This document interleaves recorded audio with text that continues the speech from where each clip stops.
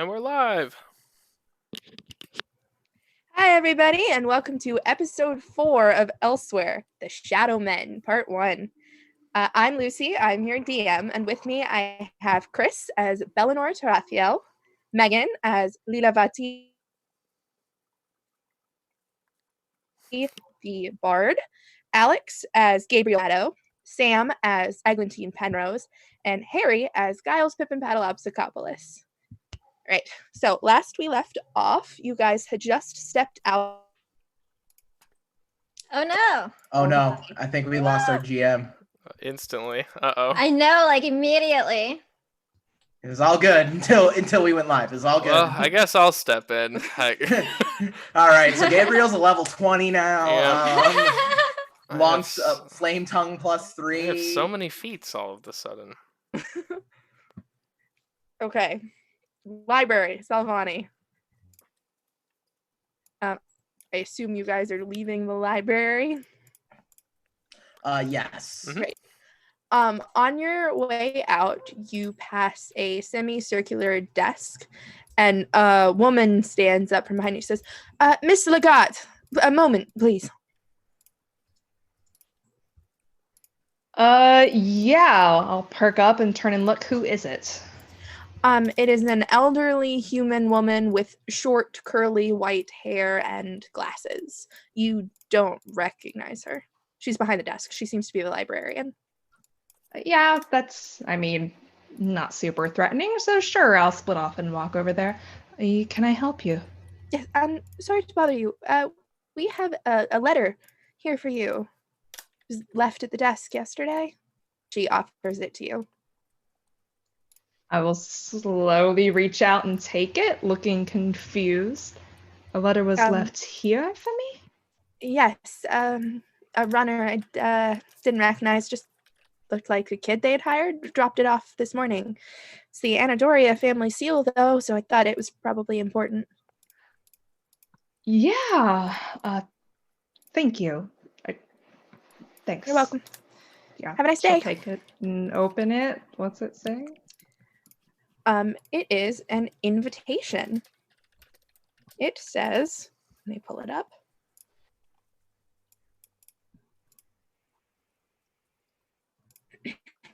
Lady Malin and Lord Arcturus Andoran formally request your presence at their annual summer dance on May 5th at the Andoran estate. It is our sincere pleasure to you to our home. We would be delighted to see you in attendance. Please present this invitation at the door for admittance. Best wishes, the Andorans. Do I know anything in particular about this family? Yes, the Andorans are the premier family in Salvani. Let me pull up their info. A lot of notes tonight.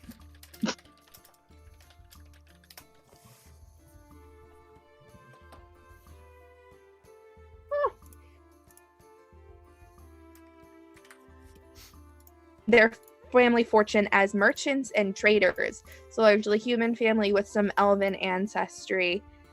Malin and Arcturus are the current heads of the family. They have a lot of money and a lot of influence. And they've probably worked with your father and mother a fair amount. Yeah. She looks a little flustered. What day is today? May 5th. Okay. Yeah, I'll hustle back to the group. Lavati is looking a little distracted, though. When you rush back to the group, Gabriel's probably trying to maintain a lower profile than usual. Hoods up a little more and over the face a little more than usual. And it's just, for once, not giving Eglantine shit. Is he not feeling well? He must be sick. He feels fine. He just doesn't want to be here. I don't think most of us do. Does anybody need to, stop anywhere else or go to a store, maybe? Lilavati, do you want to say hi to your father or something while we're in town? He's probably working, but I do think I'll need to go back home, I just got a dance invitation. A dance invitation here? Ooh. Yeah, for some reason it was waiting for me at the librarian's desk. I confused about that, but I also haven't really received one of these addressed to me personally before, so maybe that's just how it usually goes. I don't know. Eglantine, have you gotten one of these? I mean, not here in the library. Who is it from? What's it for? The Andorrans. Sam doesn't know that name. What does Eglantine know? But Eglantine would. You know about the same as Lilavati does. Your family has been invited to the dance before. You've always been too young to attend. Okay. Oh, well, congratulations. That's really neat. Lilavati? I don't have one, not for me, though. If it's that time of year, though, I'm sure my father's got something at home, though. Speaking of your father's back at home, perhaps we could drop you off there before we continue forward. Oh, that's not really necessary. I mean, we could still go talk to Emil's ship captain friend, right? I'm sure. Sam, Yes. this year you would be old enough to attend with an escort. Oh. Oh. I wonder who that's gonna be. Yes. Would I still need, like, my own invitation, I assume, though? You would need one from a parent, guardian, family friend, something. An invitation shit. to get you in. Fuck. I see they still treat you like a small child around here, too. Well, I don't know what you mean. I'm out on an adventure. Well, yeah, last I checked, you don't have an invitation to this fancy party. No, but I can probably get one. Well, you two have fun at that. I don't think I'm gonna go. Lucy, my invitation didn't mention it at all, but is it normally like a +1 or is it? You can bring one guest and one security. Because it's a personal invitation. If it's a family invitation, you can bring anyone who you can convince them is family. Classic. Security isn't great, but you would have to be insane to attempt to assassinate an Andoran in their own home. Yeah. Gabriel, are you sure you wouldn't want to go? Could be a good time. It just kind of like gestures towards himself. Do I look like the type who really goes to these kinds of affairs? No. No, but I think Eglantine's parents will probably be there. So if she's there, it could be an opportunity for you to fuck right off away from her if you wanted to. True. I might actually. Perhaps. I'll think on it. Do consider it. I have never gone by myself before, and it's usually a really good time. So, are you asking me to go with you as, like, +1? Is that the tradition that they have at these things? I believe going as an adult on my own, I can bring a guest and I can bring security. So I can bring 2 of you. One as my date and one as my muscle. Mm. And how would you prefer me to go, then? Well, The whole everyone in the party. Do you think you would pass better as a date or as muscle? Looks at self again with the tattered cloak and the beat up art, the beat up scale mail. Well, if I'm gonna be going as your guest, I suppose I can't look like this, so. No, well, even if you were going as security, you can't look like that. You still have to look party ready. They're not going to let you in the door. Doublets are so tight around the neck. Yeah. But it's free drinks. All right, you had me at 3 drinks. I've led with that. Eglantine, do you think you'll get an invitation? Well, I mean, my My dad's always want me to go to these sorts of social things, so I'm sure if I actually was like interested in it, they would probably be pretty excited and give me an invitation too. I don't get to go by myself. I need a chaperone. She's just like, What kind? So does that be like one of your fathers? I think it can be either a family member or somebody they say is to watch me or something. She looks at Gabriel. Well, let's see how we clean up. Do you guys want to go to a party? I think between the two of us, we can get all 5 of us in. You are muted, Harry, somehow. As you're saying something, I feel like you're trying to. You're trying to say something. Did somebody cast silence? Come on, speak up. Apparently. Oh, there you are. Okay. I'm probably not going to be able to make it in as muscle because, look at me. But I'm also probably not going to be believable as one of your dates. Should I, sneak in the back or something? You want to crash it? Yeah, let's crash it. I've never crashed a big party before. If Kyle's is crashing it, then I will be too. I gave you enough invitation. I know. No, we're crashing it anyway. Chris, I feel like this is deja vu for you. Yeah. I don't know if trying to crash it would be the best idea. I mean, if we're trying to make a good impression. I was around and was like, fine, I'll go in normally. I'll go in the front door. Yeah, we can work it out. We'll make it happen. It'll be okay. You need a change of clothes, though. Well, I do know, definitely some places we could go shopping if we want to. When is it? When's the dance? Oh, this evening. This evening. Oh, okay. What time is it? It's early. You left basically first thing from meals, so 10? Okay. Oh, goodness. Okay. Well, at least we're close to home, so I have my own clothes at least, because I don't think we have time for any, gowns or anything to get fitted. Yeah, that's what I was thinking.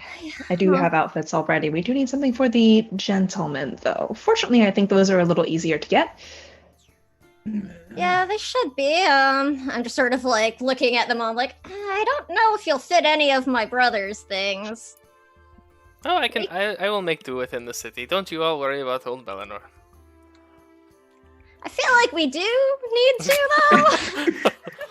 He's just gonna rock up with a tuxedo t-shirt. Sleeves ripped off. Bellinor would be the guy who thinks a I'm tuxedo t-shirt is formal wear. I'm trying to channel Jason Momoa from the Oscars, if anyone saw that. Excellent, I'm here for it. Oh, okay, well, I mean, I know it's not Jason Momoa, but now I just need Bellinor in full-on Billy Porter tuxedo dress wear. Please, I need it. You got it.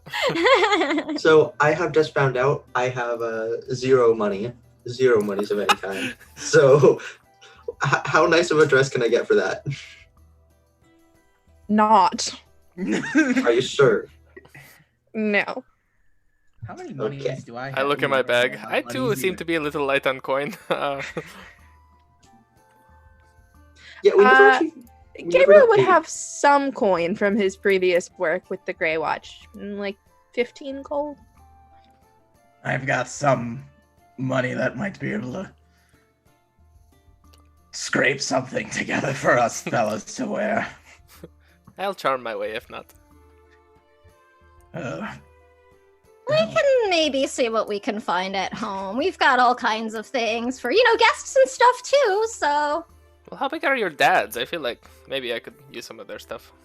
I don't know about that, but actually you might fit some of Charles's things. Alright, let's go meet this Charles. Oh, I hope he's not home. Oh man. Alright, let's go. No! Oh, you're trying to... Never mind. Okay, you guys leave the library. Everyone make perception checks. Oh shit. Oh, I actually have to yay. roll on the night of the Oof. formal Yeah. party? I rolled like junk. 6. 8! Nice. Why I'm did I... very bothered by the thought of going back home. 10. 24 on a nat 20. Nice. Ooh. We're safe Nice. there. I'm already in party mode. 8. Okay, Megan's favorite terrain. Stitty. Lila, you see it. You see a flicker of movement across the street. And Gabriel does a 21 beat your armor class. Oh shit. Yes. Rude! By the way, Harry, can you say Giles' last name for chat? They're wondering how it's pronounced. Yeah. Pippin Patalopsicopoulos. That's how you pronounce it. Because like chat's asking them, like, I wish I could tell you how to pronounce that. So yeah, that does hit. How much damage am I taking? 7 points of necrotic damage. Holy. How? Wait, I got resistance to that. Ah, shit. Okay. And Don't sound too disappointed. Jeez. the second attack misses. Everyone, let's go to roll 20. Holy. And I need everyone to roll initiative. Wait, for wait, me, wait, wait, please. Lucy! Right out How the dare. gate. Real quick. I know. Yo, How okay, dare. Lucy, look, I know I've hurt your characters in the past, okay? Look, I've done What some is bad what does it stuff. like feel like? Is it like a shooting pain, a stabbing pain? Like what kind of... Stabbing.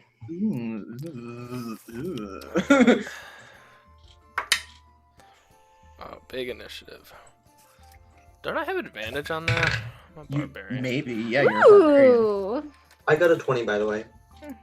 I got a nat 20. Nice. Nice. Just everyone remember that while I make roll 20 cooperate with me. Dear Oh, roll real 20. quick. I know we're in battle mode. Question. Since I saw the guy, would I possibly get advantage on this initiative roll? Ooh. Yeah, you would. Always bargain with the DM. Always bargain with the DM. Always bargain.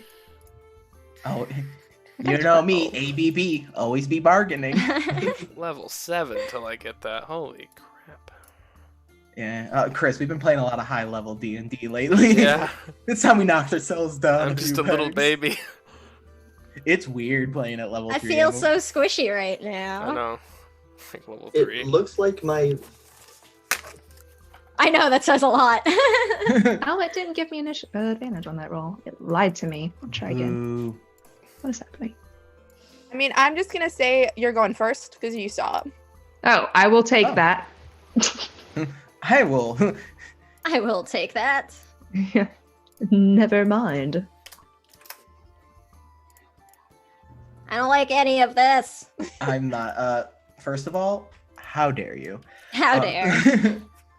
Listen, you deserve it. Yikes. Yeah. I Oof. know. Wow. Okay, anyone get above a 20? Nope. I got a 20. Did that count? I got a 20. Whose dex is higher? +4. 0. Fun fact: if it's a tie between party members, they can choose just who goes decide. first. Yeah. A A lot of people don't know Boring that. way. That's the fight to the I death. feel like just going to the mod is usually quicker. yeah. More crunch. Otherwise, it's no you. No you! Damn. Okay. Canadian, stand up. Unless it's me. Now I'll go. Oh, okay. Sure, I'll go first. Unless I'm the cleric, then I'm always like, no, go ahead. Go on, go get hurt, my little child. I will protect. Real quick. What race is Eglantine? I am an Asmar. It is not a secret. My hair is made of feathers. Right. For some reason, I thought you were a dwarf. Just because I guess. I don't know why. She kind of talks about it a lot. We don't know Gabriel's race though, right? I mean, you would be able to tell he's not a human. His eyes are not like a normal human color, and they kind of glow. And he also is like Okay. really young to be having silver hair. And it's like, oh, we lost Lucy. Oh, no. Oh no! Lucy, that means we win the battle. Haha. I think I'm so. level 5 now. All right. No, we did it. That means Crack we get triple chuckles. XP. That has caused some issues. It's okay. Lucy but yeah, disappearing. It'll make sense when she pops back in. Once she reconnects. Harry, I think that means you have to take over. Yes. Yeah. Yeah, you're the Let's one do who saw this. the 65 NPCs. You're our she new came up with DM. tonight. It's You're- true, it's true. You're So next first in the off family is- line. That's how it works. Unless Lucy's named a successor to the Elsewhere campaign. You know what? She named Elsa, our dog, the successor. So I guess. Oh, Mona no. is, Oh, Oh. no. here. Oh, I'm boy. here for it. Alex, you're Uh, probably gonna have to let her back into the call, so make sure you're Oh, looking son. at her. Oh yeah. You- This seems the worst. because Have they Zoom introduced is- permissions now? Yeah, let's go back to Discord. Yeah. Chris, no. You shut your mouth, Stop. Chris. You stop that, mister. I Never I, again. for one, miss Discord. Just I in miss time for our Discord. anniversary. I missed the push to talk. Glorious. The push to divorce talk. is final.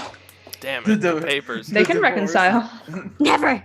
Nah, I ain't reconciling with Discords. Discords Nah. did me dirty way too many times. Nah, And last yo. I checked, it was me who was getting the embarrassing screenshots taken of me. Those were great and a highlight of my day, and you have robbed me Oh, of that simple pleasure, Alec.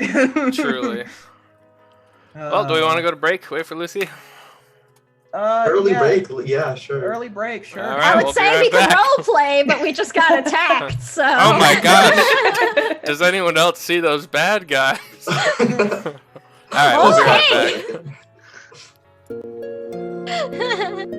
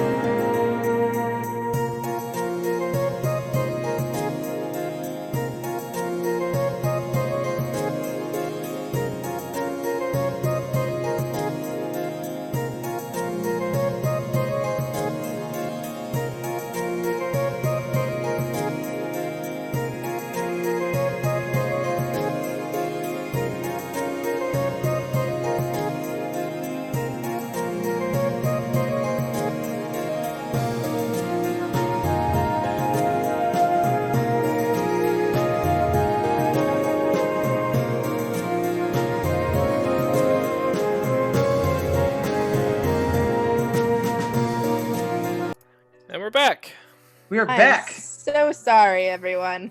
It's okay. We were having fun. While we were off, I got everyone's initiatives, and Lilavati is up first.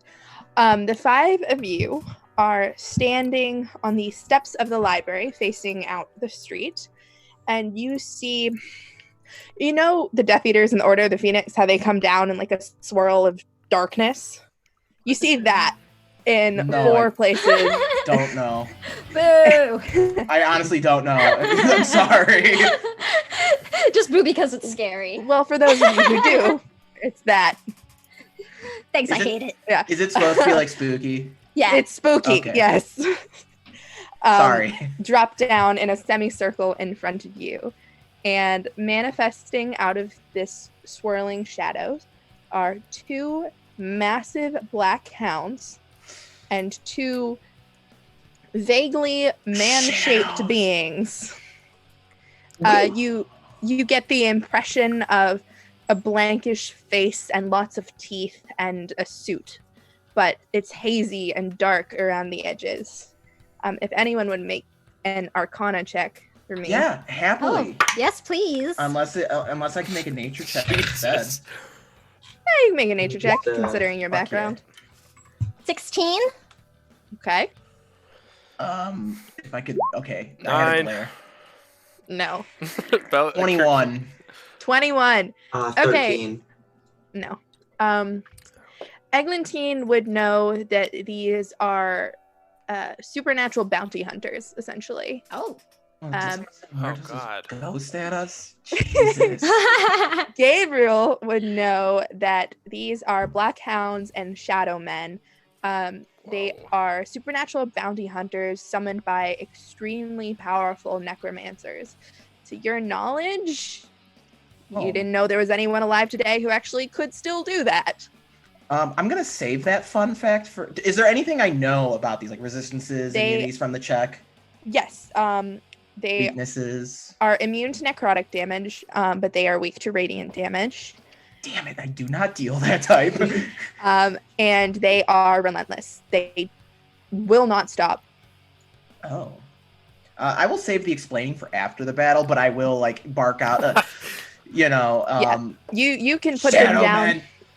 Like bark out Shadow Men. Or Don't you use can, necrotic. you can put them down temporarily, but they won't give up. They'll just come back. All right. Who did So we I piss scored- off? Yeah, I we scored in just between got the 2 here. of them with my roll. Do I know what Eglantine knows, or do I know what Gabriel knows with my 19? You would know that they are famously relentless bounty hunters summoned by magical means. So I would think the Shadow Men are the bigger threats than the dogs. Shadow men and black hounds hunt in groups. So they're about equal. Okay. Right. So it's like a hound for each hunter. Yeah. Cool. Sometimes 2, but usually just the 1. So we're just killing people's dogs. Yeah. Magic dogs. We aren't killing anyone. Yeah, they're already dead, technically. They're already dead. We're protecting ourselves. Leela, you're up first. So she saw movement, but she's in a city, so movement might be, someone's running around a corner, which is suspicious, and it drew her eye, but instead spooky shadow people jumped out. She lets out an alarmed squeak and casts fairy fire. It's gonna hit the 2 shadow dudes and this dog on the left here. Okay. They will need to make a dexterity saving throw. DC 14. The first one is a 17 plus. Let's see. 11. And a 15. So 2 of them failed. All right. The black hound succeeded. All right. It sounded like 2 of them passed. The DC was Yeah. 6 or 14. Oh, 2 of them passed. Sorry, my bad. I thought So you said the one 16. that got an 11 has any attack roll against it has advantage. Okay, so that's the shadow man directly across from Eglantine. Okay. I put this a guy. marker on this guy. And she's just gonna take a step back since she's kind of caught off guard here and she doesn't know what's happening. And that'll be her turn. Okay, Someone notices this and lets out a piercing scream, and everybody in the street scatters. Well, good. No collateral damage. Yeah. It's fireball time. Giles, you're up. Yeah, so you know what? I'm going to move here, and I'm going to attack that guy. Okay, roll to hit. And I'm using my dagger, and I'm using sneak attack because he has not moved yet. Okay. What did I get? I got a 26, which it looks like a nat 20. So I hit and do double damage. Which means I do 2d6 plus 2d4 plus something. 4. That's a 6, 10, and sorry, 3 and a 2. So that's a 15 plus 4, 19. Wait, do I double the dice rolls or roll twice when I get a nat 20? Lucy seems to have frozen. I usually no. do that. You double it. Yeah, I usually do okay. roll double the dice, but every DM's different. So then that would be 26 plus 30 damage. Because I also double sneak attack. If I'm doubling the dice and not rolling twice. All right. Sick. 6. So the monster's dead. Lucy's in the background. Double the dice. Yeah, raw is, fun fact, raw is double the dice, but everyone, 5e is one of those systems that everyone just runs however, because... Well, it literally Hi, says Lucy. to in the book also. Does it really? I haven't read the book. One of the main things in the book is like, hey, keep in mind the rules you decide to do at your own table trump anything in here. So That's fair. It's just something people like book. to forget or Yeah. skip over when they rules lawyer things. Yeah. No, I'm not trying the rules lawyer. I just haven't read the book in forever. Oh, no, that was just a general frump at people who are like assholes about Raw when it's like, well, yeah, and Raw says stop being a dick. Alright, so Lucy, that's 30 damage and I still have my bonus attack if it's not dead. Jesus, no, it's not dead. Okay, then bonus attack. Let's see. 19. Cool. That does another Oh, 2 I heard damage. that dice fall. So that's another 2 damage, which I assume is what it takes to kill it. Unfortunately not. The Oh, Black okay. Hound just snarls at you as these glowing red eyes just glare right at you, and they are far more intelligent than any dog should be. Okay, I look back and say, these guys are scary and they're like really, really hard to kill. Eglantine, you're up. Okay. I'm going to use my bonus action to cast Spiritual Weapon and make my big glowing giant library book appear and try to smack the Shadow Man across from me. Okay, he says fairy fire on him, so you get advantage. Yes. That's going to be a 19. Wait, no, Hits. 21 to hit. Hits. Sweet. And then that's 8d8.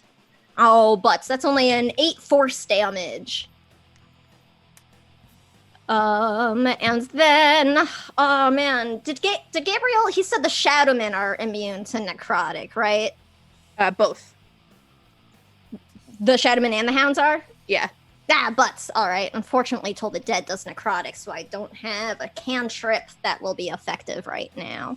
Do you stick to like the rule where it's like you can't cast multiple spells? No, if it's a bonus action, Like whatever. it then okay, because Yeah. I hate AD it's so rules. annoying. Yeah, that's what I want to check. In that case, then I will also cast Bless on Bellinor, Gabriel, and I guess Giles because he's all up ons right now. So you all have Bless. You get to add a 1d4 to all of your attacks and saves. Yay. Not to be the one that is the rules police, but I thought that it was a bonus action to summon the book and then an action to attack with it. Nope. Is it? When you summon it with your Okay. bonus action casting the spell, it gets to make an attack. Okay, great. It's a good spell. It's a really good spell. And it's not concentration. The first black hound is up. It is going to run directly at Eglantine and pounce on her. Eglantine, I need you to make a strength or dex saving throw. I suck at them both. 11 strength save. You fall to the ground with a massive dog on top of you, and you are grappled. Okay. And Gabriel, you're up. All right. That didn't deal damage, though, right? Okay. Mm-mm. Spinned you. All right. So cracks the knuckles slightly, draws the sword, and he takes it in both hands, and he like holds it like this in front of him. He holds it in front of him in the classic pose, and it shimmers for a second as he says some words in Celestial and casts Zephyr Strike on himself as a bonus action. He's then going to whip off his mask, and he's going to just start, and he's going to run between these two shadow men as I use Radiant Consumption. Oh boy. Okay. Jesus. And when he does this, when he starts, so it starts off like his eyes glow like this intense green, and it starts beaming from behind underneath the mask. So he whips the mask off, and where you'd usually see his face is just like this radiant humanoid shaped head as he runs forward and stands in between these two shadow men. And that's going to be my turn because I have to use an action for that. Okay. And when I end my turn, all creatures within 10 feet of me take 2 radiant damage.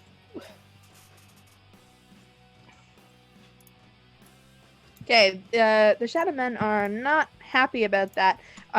They both recoil and hiss at you, and you get an image of just far too many teeth and a noise that a human throat should not be capable of making. And the first shadow man is up. It is going to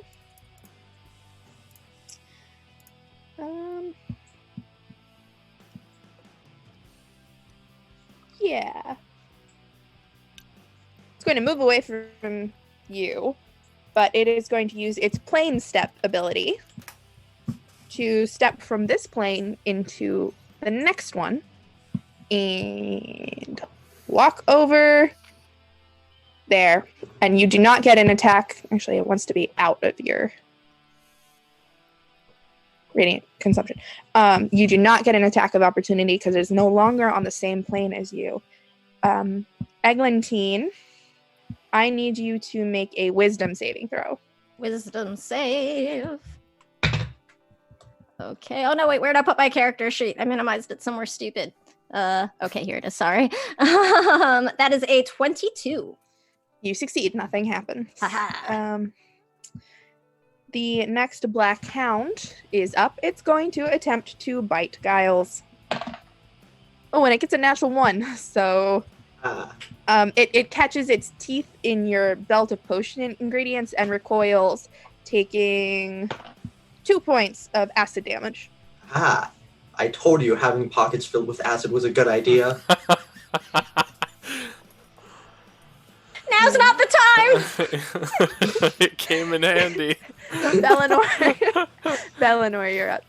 Okay, I'm going to quit juggling my axes, and I'm going to rage.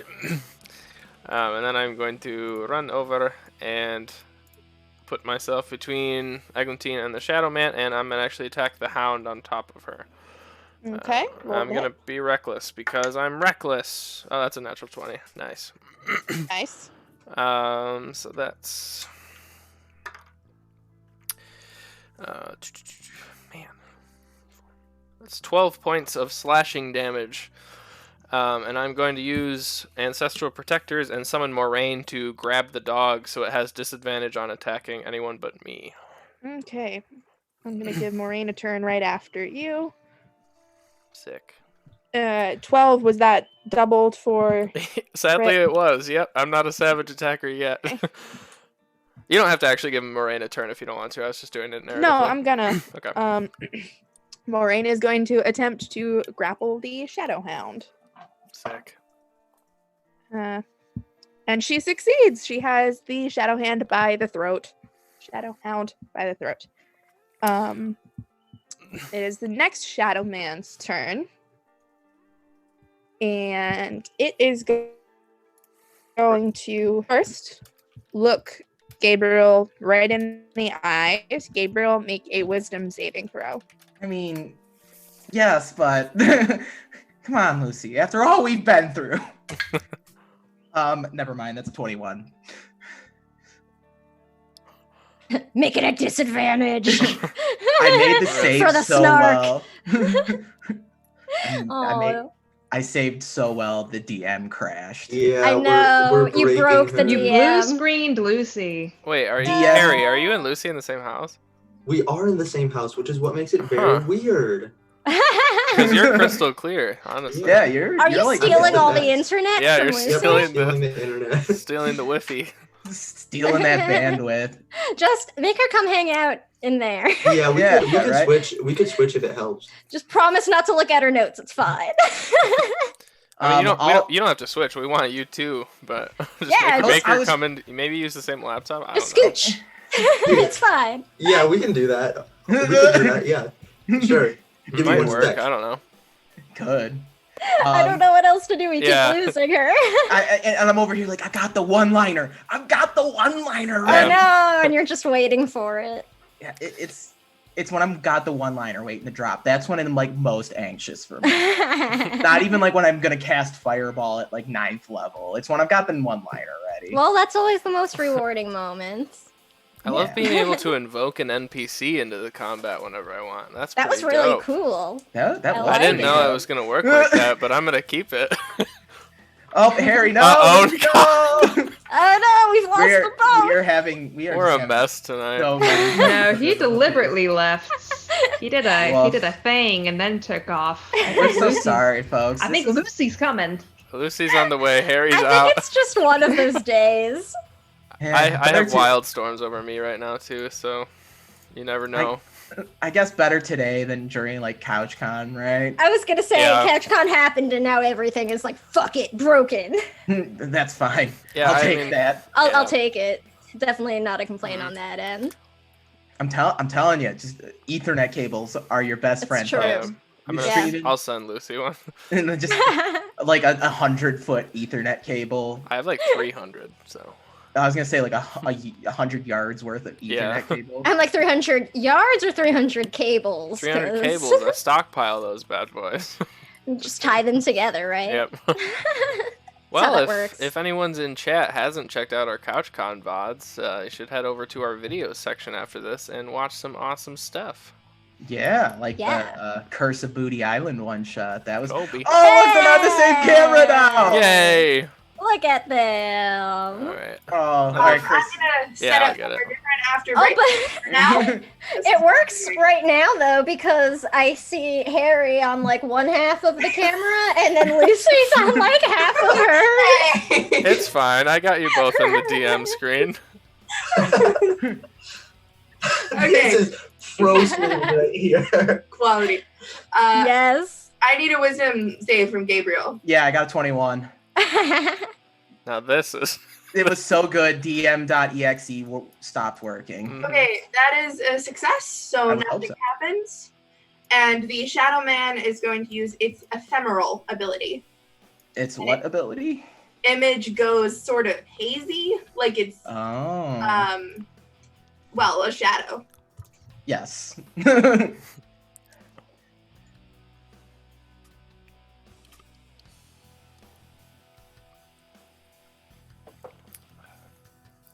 Leela, you're up.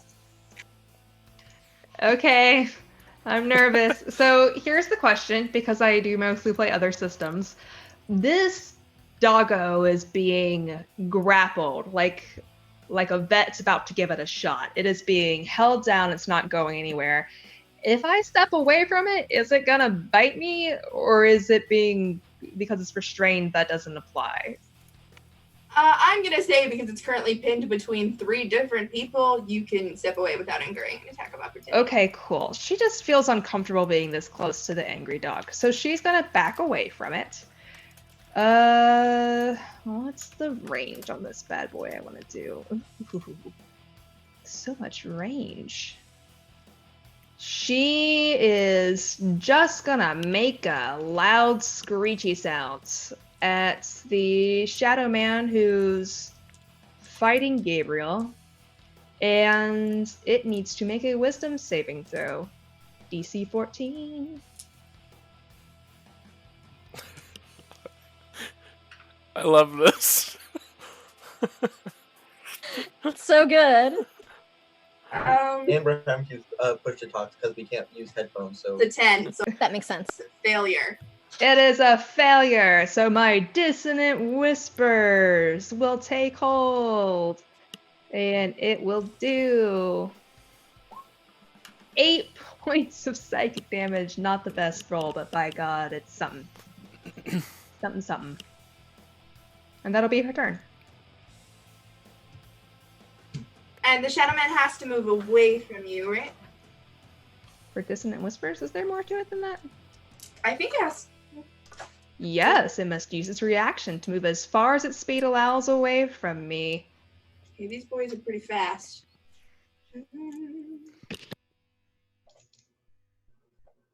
Does that mean Gabe gets an AOO? It does, but it's not gonna hit because the Shadow Man is currently ephemeral, and physical attacks cannot hit it. Oh, does that mean I have to use magic? Ugh.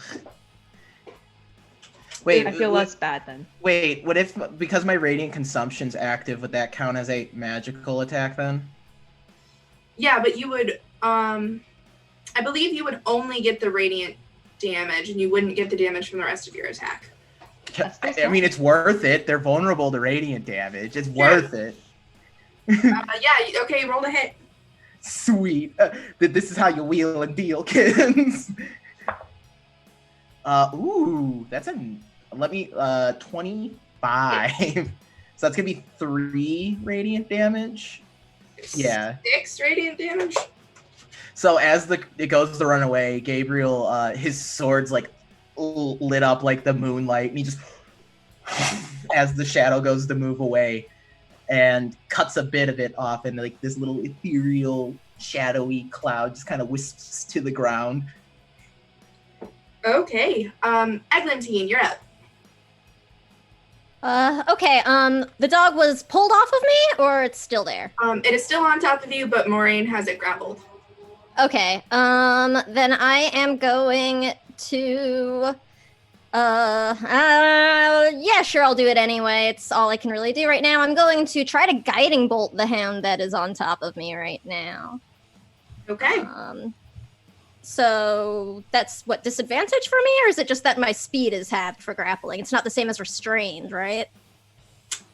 No, I know if I'm restrained, it's... just straight roll. Okay. Ooh, that's a 19 on the die. It's Yeah, so guiding bolts is a crap ton of damage.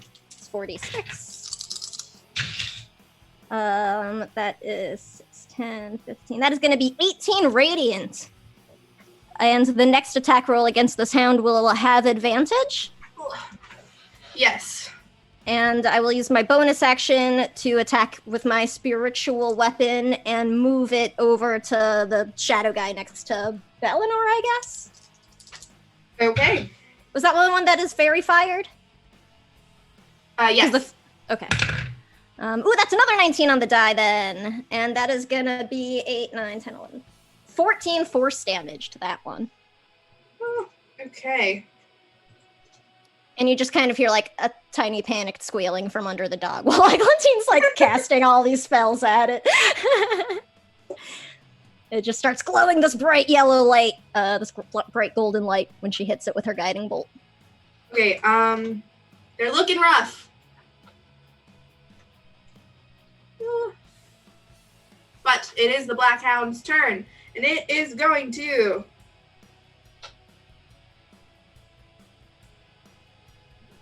What is it going to do? It's just going to bite you, I guess. But Moraine has it around the throat, so it can't quite close its jaws around you. So it like snaps at your face, but can't quite reach. Yes! Gabriel, you're up. Alrighty. Alright. This is gonna hurt people just a little bit. I'm gonna... Because I have Zephyr Strike, so I make that sound when I move. Like, there's like a little gust, like whoosh of wind as I like spin and move around and position myself between the Shadow Man and the Hound. And I'm going to attack the Hound that is harassing Eggy. Okay. I can't believe... Oh, I'm also going to use my bonus action to use my, my thingamajig, Planar Warrior. That thing.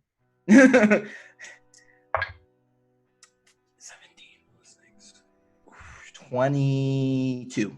It's... Yeah. Sweet. All right. Damage time. Is that just 1d8 or is it 2? I'm pretty sure it's just the 1. Sorry, I have to double check. Something. Yeah, it's just 1d8. Okay.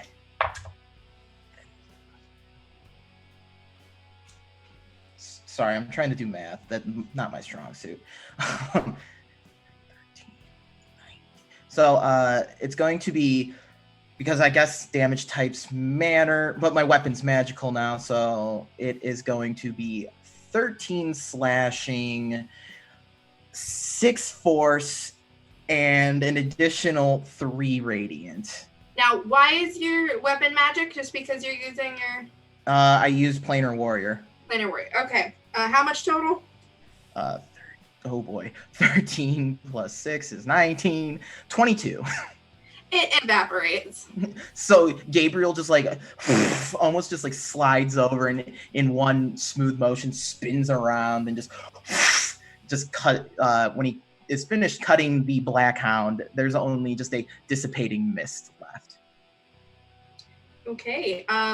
The Shadow Man is up, and it is going to plane step back into this plane, and I need Belenor to make a wisdom saving throw. 1. Okay. Oh, also I forgot. Everyone around me when I ended my turn takes 2 radiant damage. God dang it.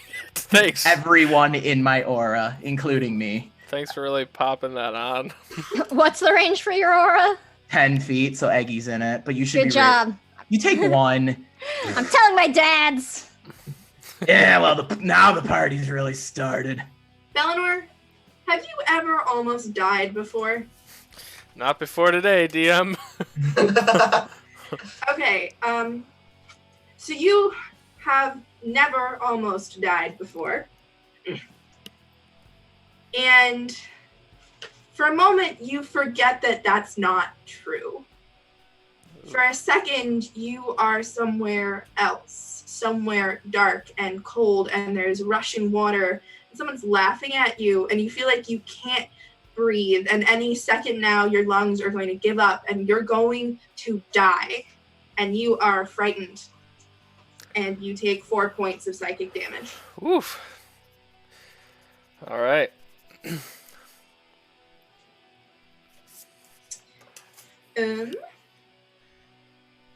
That was the Shadow Man's turn. The other Black Hound is up. I feel like I haven't gone in a while. I've been taking a long time. Black Hound is going to attempt to bite Giles, and it's going to miss. Aha. You managed to dodge out of the way before its teeth clamp down on the air with a snap. Belenor, you're up. Okay, so I can still attack just at disadvantage, right? Because I'm feared. Yes. Okay. And I'm feared from the Shadow Men. The Shadow Man, yeah. All right. All right, I guess I'm gonna try to attack it at disadvantage. Like one axe, kind of half-heartedly, just swings towards it as I'm like trying to run away from it, and I'll make it reckless to even it out. That's 15. Miss. All right. Yeah, I'm just kind of like I kind of wave the blunt end of the axe at it, and I'm just kind of like holding it off between me and Eglantine, but that's about it. Okay. Moraine just kind of looks at you like, I don't know what to do, and just keeps holding on to the hound she has.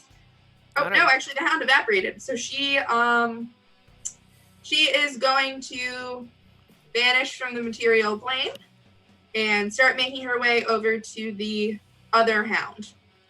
Cool. And the next Shadow Man is Giles. Wisdom saving throw from you. But my wisdom is so bad, though. I know. But it's, like, real bad. Good. Let me just go. That's a 2, folks. So that I is a passed, failure. right? Not quite. Okay. Now you have almost died I have before. almost died, yes. Mhm. And suddenly you are back in that moment, in that dark clearing with this creature standing over you, and you are sure that this time nobody is coming. Nobody is going to save you, and you can taste your own blood in your mouth, and your face burns, and you are frightened, and you take 6 points of psychic damage. I don't have that many points, Lucy. Oh, wait. No, but me. Oh, no, I healed, so I do have points. Never mind. Yeah, you should have started this. Okay. Yeah, there we go. The Shadow Man is going to stay over there. Leela, you're up. Oh, am I frightened? Yes, you are frightened. Cool. Leela is going to continue trying to be helpful as best she can. Is Giles looking really bad, or did you just forget to reset? Oh, I just forgot to reset. He's fine. Okay. I'm good. Cool. Everybody's fine. Perfect. Beautiful. She is just gonna, from her nice, safe distance away, do some vicious mockery. Wisdom save, please, for this shadow guy that's closest to her. That is closest to you guys? Yes. That's a 3+. I'm going to go with no. Hey, cool. She'll do a little bit of damage. Why not? 4 points of psychic damage. Okay. And you have that guy, in addition to being fairy fired, also has disadvantage on this next attack roll. All right. She continues to Giles, back away. So Giles is very scared. Yeah. So, if you do not know, not only have I almost died before, these creatures look somewhat similar Sort of. to the thing that almost killed me. So, I am particularly terrified. I think I probably just fall to the ground and like start crawling backwards, and out of pure fear, I probably just like reach out my hands and cast flame something. Burning hands. That's it. That's the one. Okay, roll. Is it a saving throw or an attack roll? It is a dexterity saving throw from the Shadow Man. All right, Oh, that's a natural 1. does that mean anything? Yes, Harry, do it. Yeah. Roll damage. Okay. Yes. So 3d6, right? that's a 1. No, Harry, you gotta do this. That's a 6. And that's a 2. So 9 you damage. incinerate it. Haha! I'm the best. Okay, that's both Shadow Hounds down. All right, just a quick thing. Harry, did you With Black probe Hounds yourself down. for an RP thing? Eglantine, you're up. Hold on, what'd you say, Alex? Did Harry prone himself for the sake of role playing? I You did. I'm so proud. I'm so proud of you, bud. That's Aw. awesome. I also Nice. used an AoE attack for no reason on a almost dead. So Yeah, he can see how many hit points they have left, which is a little bit cheating. But I didn't look. I just assumed it was almost dead because I did 32 damage to it. that's That is valid. reasonable. Okay. Black Hound. Eglin's Yeah, I am going to scramble up to my feet because that hound is dead. Use my bonus action to make another spiritual weapon attack at the shadow creature. okay. Roll the hit. That is a dirty 20 and 7 force damage. You smush it into a little puddle of shadows that slowly disintegrate and drift off. Gross. Gabriel, you're up. Oh. You're muted. I did it to myself. I finally fell for it. All right. So Gabriel's going to look at Bellinor, making a point not to look at Eggy being effective in battle. Right. What? And, Sorry. you've got this under control, right? Well, I think she just killed it. God damn it. And he's gonna his sword's he's gonna slash against the ground and whip his cape out as he casts Zephyr Strike on himself again. And he kind of gets surrounded by like this wind-like energy, and he's going to towards this other one who's running. So he just kind of runs as fast as I also don't incur that attack of opportunity, just as a note. And I am going to make an attack against this here shadow person. That's okay. Sorry, I realized ooh, that is not good. 12. Miss. Yeah, so he runs forward and misjudges because shadows are weird and can distort light and stuff, and just and then when I end my turn, it'll still take the 2 radiant damage from my radiant consumption. Okay.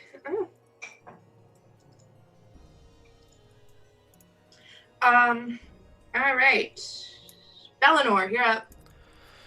Okay, the one in front of me is dead, yeah? Yep. Okay, I am going to run like 20 feet this way, and I'm gonna look at Lorraine, or Moraine, and just like, alright, give it to me, and she's gonna throw me some lightning, and I'm gonna cast Lightning Lure at this stupid shadow guy, so I need him to make a strength save, or be pulled towards me and take some damage. That's a 5. Cool, he fails. He's pulled 10 feet towards me, and he takes 7 lightning damage. Mm-hmm. You know, this was supposed to be a difficult encounter. I mean, Moraine feels she did her bit by giving you lightning, and the Shadow Man is up. The Shadow Man is going to pull out a sword. It looks like it probably shouldn't hurt because it's so wispy around the edges, and attempt to stab Gabriel. 15 plus 5. Dirty 20? Yep. Hurt me. Oh, that's supposed to be a D10. I didn't bring my D10. You got a D10? Didn't bring my D10. Man, that is a mood. Well, I'm gonna have to turn the light on here. I'm like blending into the shadows here. Like a 10. I take 10. Plus 3. 13. 13 points of what? Necrotic damage. All right, so halved. Sweet. And I need you to make a wisdom saving throw as well. You still have bless. I know. I'm just scared. 15. That is a failure. So close. I'm guessing you've almost died before. What is most vivid to you? Vivid to me. There was a time I was on a contract working with my mentor, Kestrel. One of the ones where I was like medium level in the Grey Watch before I was like a full-fledged member. And we were taking on some sort of monster. Doesn't really matter. Maybe like a fiend or something. And it got a really nasty deep cut, like a blow on Gabriel in like the chest. And I remember specifically coughing up blood and like holding my chest and, almost basically dying until Kestrel, of course, stepped in and used restorative magic and got me back on my feet. Right. So the first time it happened, Kestrel stepped in. In this moment, though, you are certain that you are alone, that there is nobody coming to save you, that Kestrel has left you behind. And you take 1 point of psychic damage. All right. I'm okay. I'm okay. Well, let's make that concentration saving throw. Oh yeah, that's good. That's shit. What's the math? So yeah, 10. So I'm good. I think. Yeah. All right. Sorry, math is hard. Leela, you're up.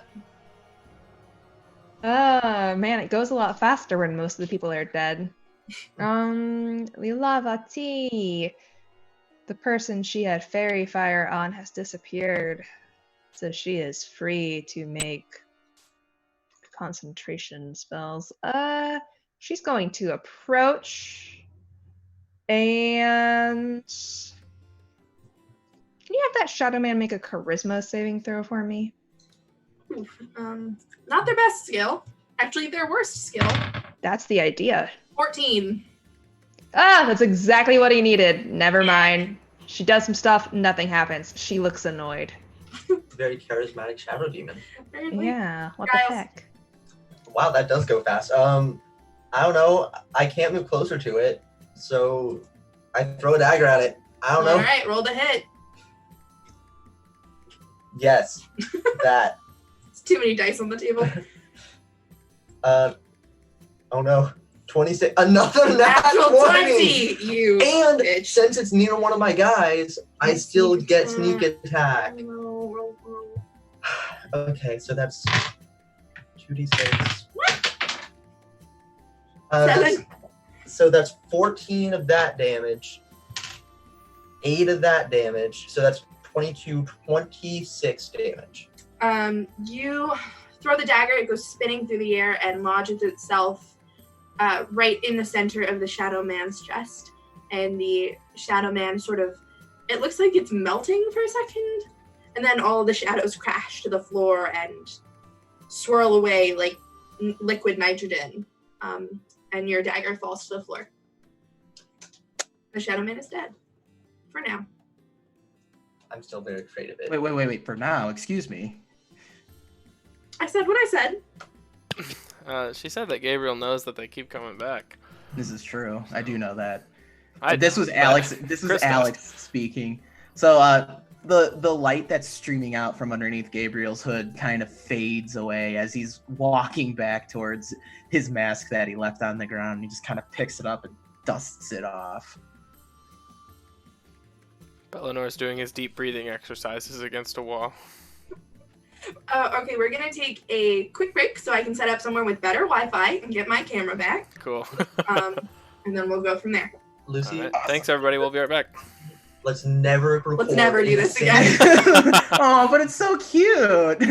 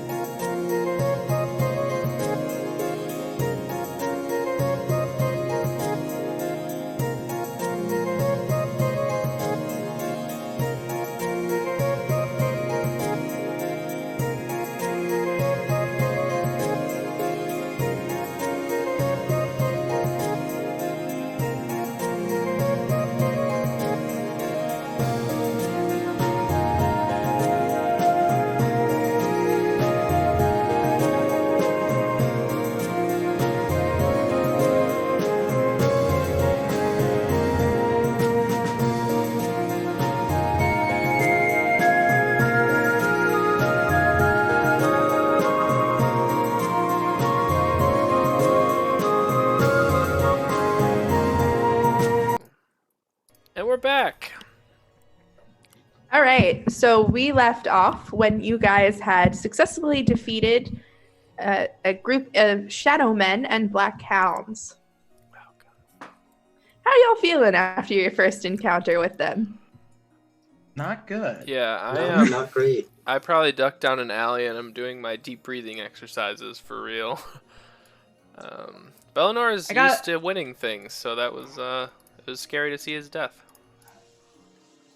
I got lightly singed by Gabriel's aura, but otherwise feel pretty good. Yeah, physically, Eglantine is fine, although, unhappy about now being, dirty from being on the street and just is indignant. Gabriel, But she's scared about ghosts. Gabriel's looking quite a bit rough, both physically. He took quite a few licks there from the enemies. I actually think he took most of the hits. How is everybody looking physically, actually? About halfway there. I'm Oof. fine physically. You're fine, I only got Giles? hit once. You only got hit once? Physically, I'm pretty good. Mentally, I am on the ground just trying to regain control of myself. Yeah. Yeah. And Gabriel, you'll notice, is clutching his chest very tightly as he examines his sword, reapplies the mask. Alright, I will healing word, Gabriel from, across the street. I could cure wounds him, but she doesn't want to go, touch him. That's as fair. far as possible. I wouldn't want to touch Gabriel either. Right on the outer limits of that 20 feet. Ooh, and that's gonna be a 10 hit points back. Oh, okay. I'm basically back there now. Yeah, I rolled good. What was that for? Anyone know?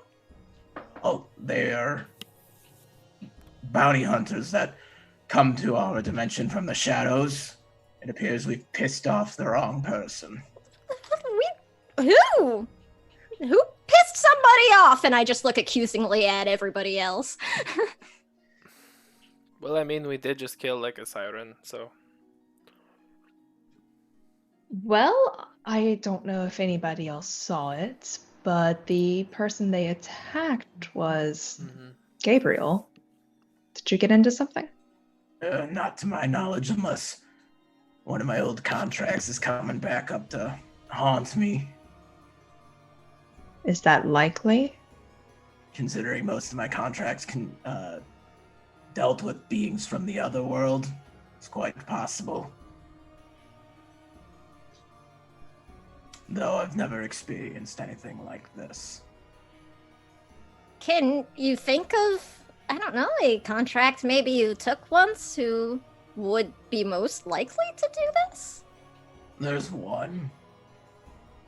It was against a trickster quite some time ago. And it was a powerful creature. Didn't manage to defeat it myself.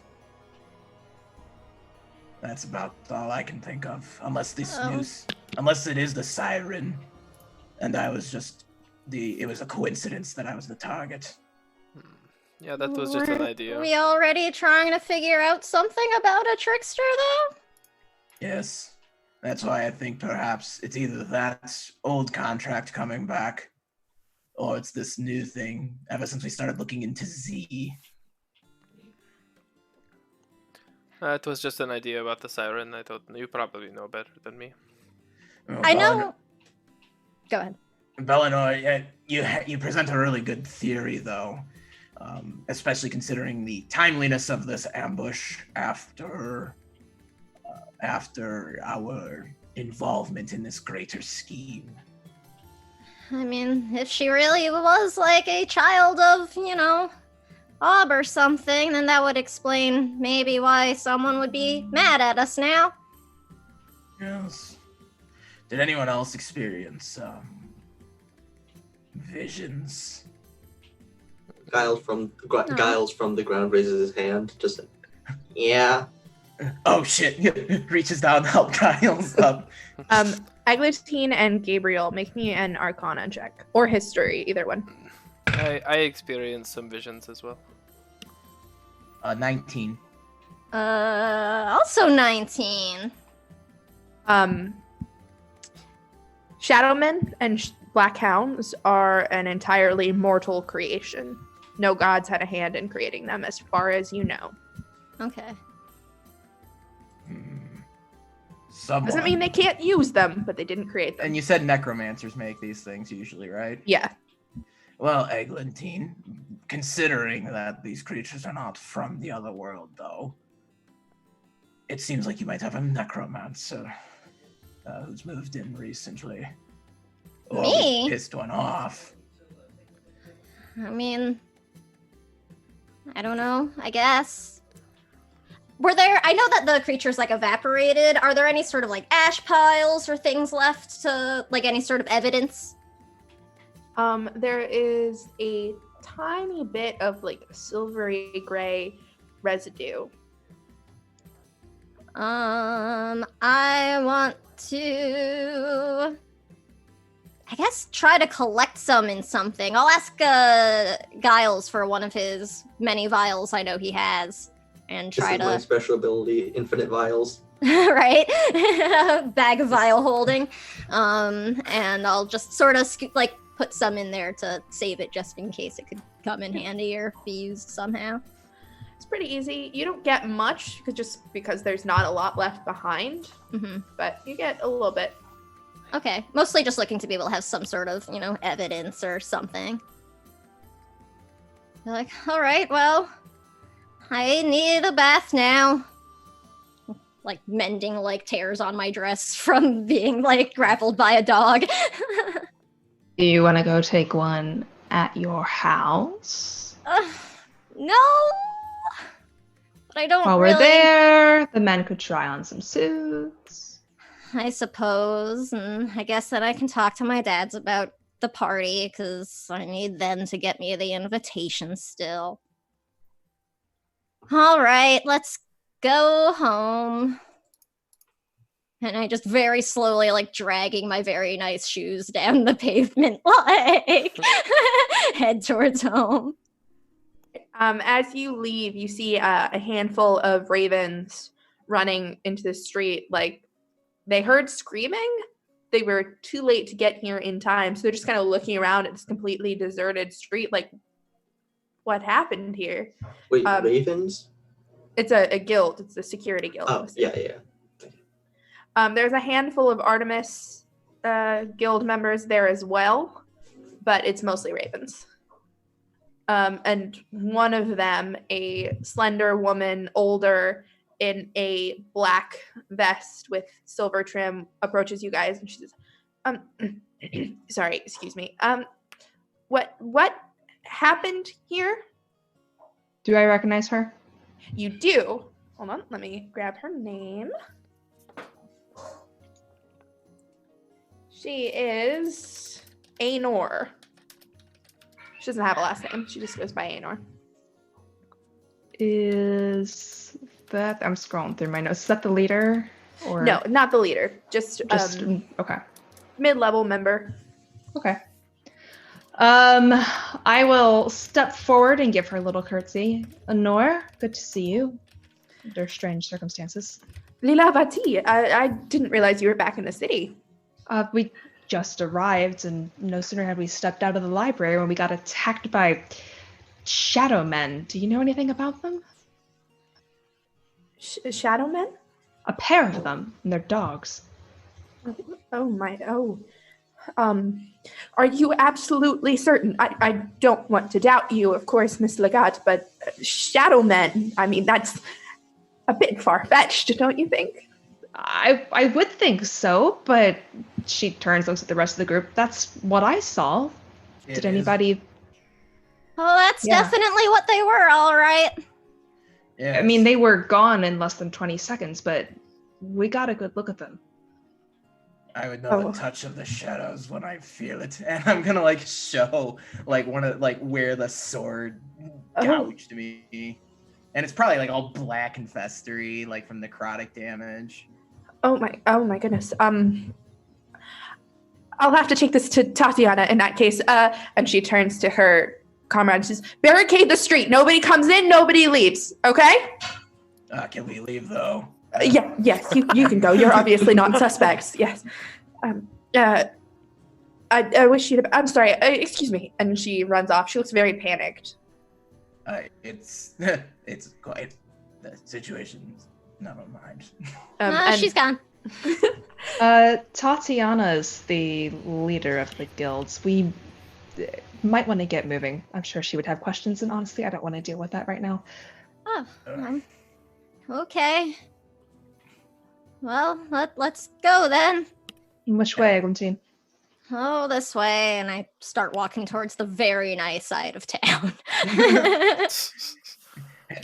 Eglantine, perhaps we don't tell your parents about this little scuffle in the streets. Oh, yeah, I don't think that would be a really good idea for pretty much anyone, maybe.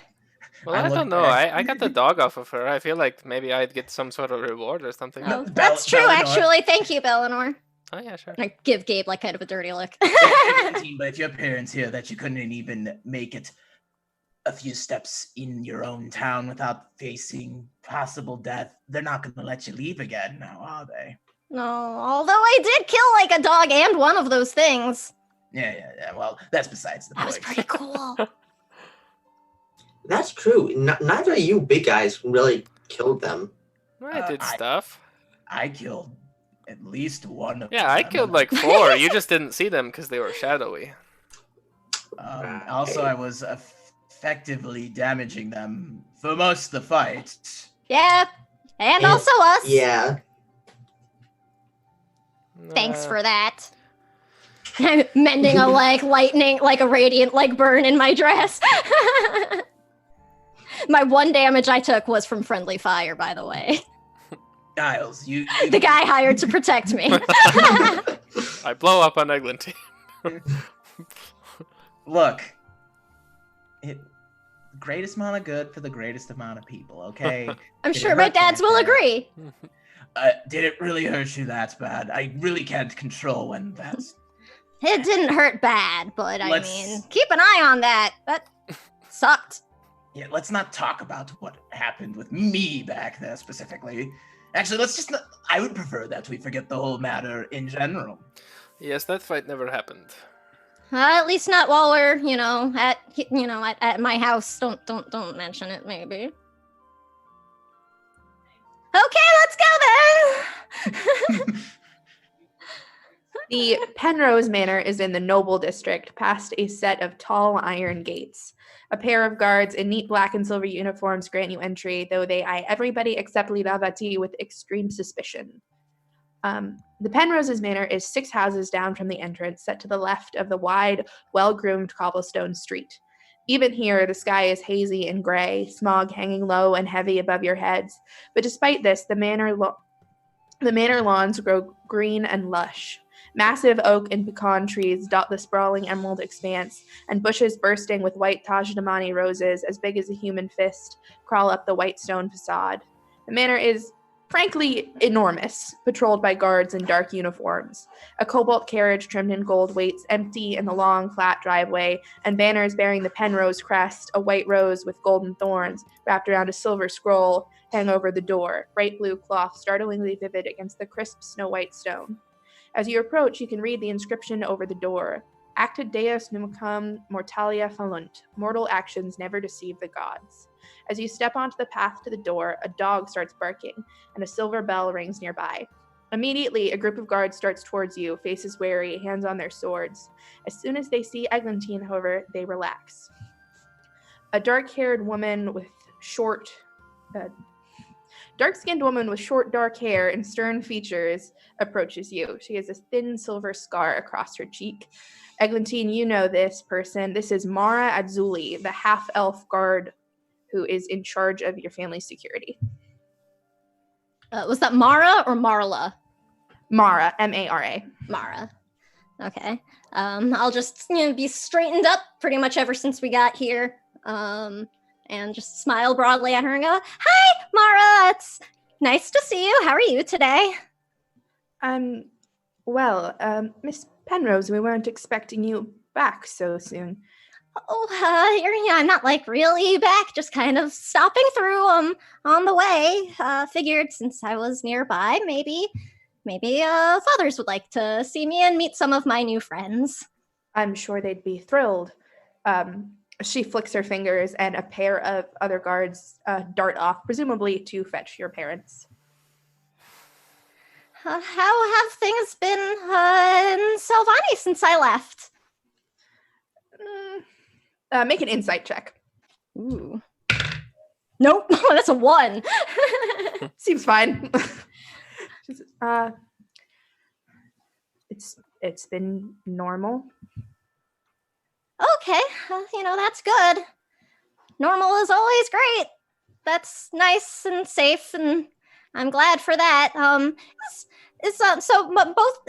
father and dad are home? Yes, they're both here. I'm afraid Kerrigan and Charles are away. Oh, darn. Shucks. That's too bad. They would have really liked my friends.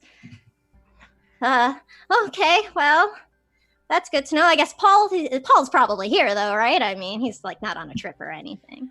Paul is here, although your aunts are coming to collect him in a few days. Oh, okay. Well, I'm glad at least that I'll get to see him and say goodbye. That'll be nice. How's Rainus doing? He's well, getting older, but still working. Oh, that'll be good. I'll have to track him down later. Okay. Hey, do you happen to know if we've got any invitations for mail or anything recently for the house? Maybe. I know that's not really your thing, but maybe you heard somebody or something. And Eglin was very awkwardly rambling. The Anadoria's ball is tonight. Oh, is that tonight? Yes. Neat. That's nice. Maybe we should go inside. Oh, yeah, sure. Okay. Oh, and what are all of your names? Obviously, I recognize Miss Legat, and she curtsies to you. What, He returns the curtsy. You don't recognize greatness as it walks by you. Yeah. Moon Shadow. No, I remember you. Yeah, I hoped you would. Gabriel is getting funnier. Has anyone else noticed this?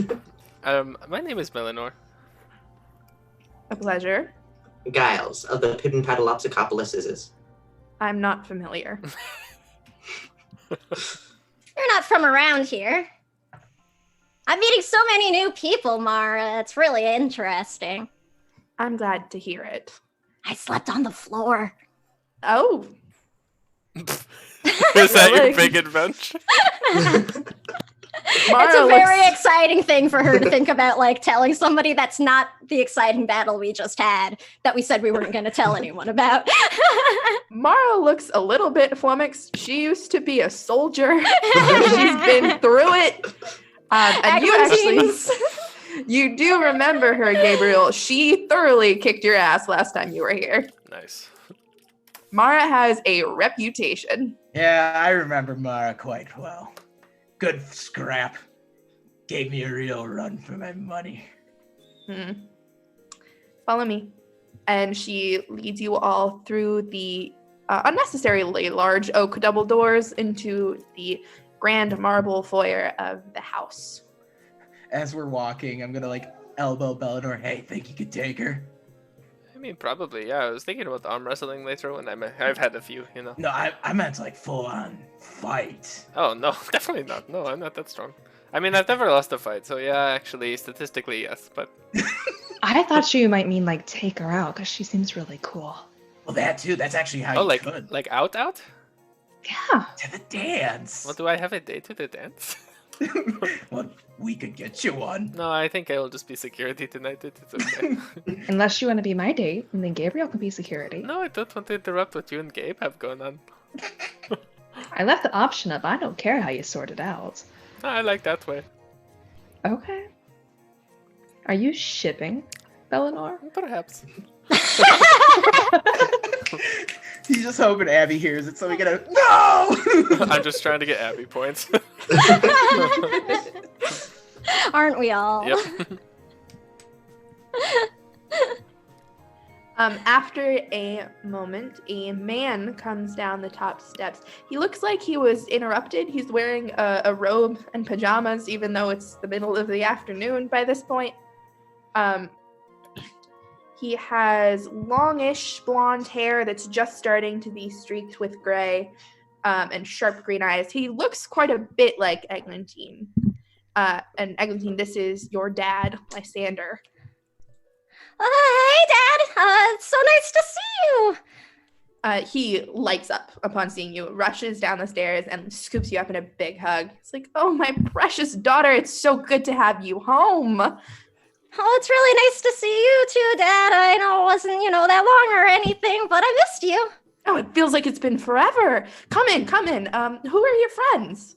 Oh, yes, these are my friends. You remember? Gabe, and this is Lilavati, Legat, and Belinar, what is it? Sam doesn't remember. Close enough. Tarathiel, Eglantine would remember with my 18 intelligence.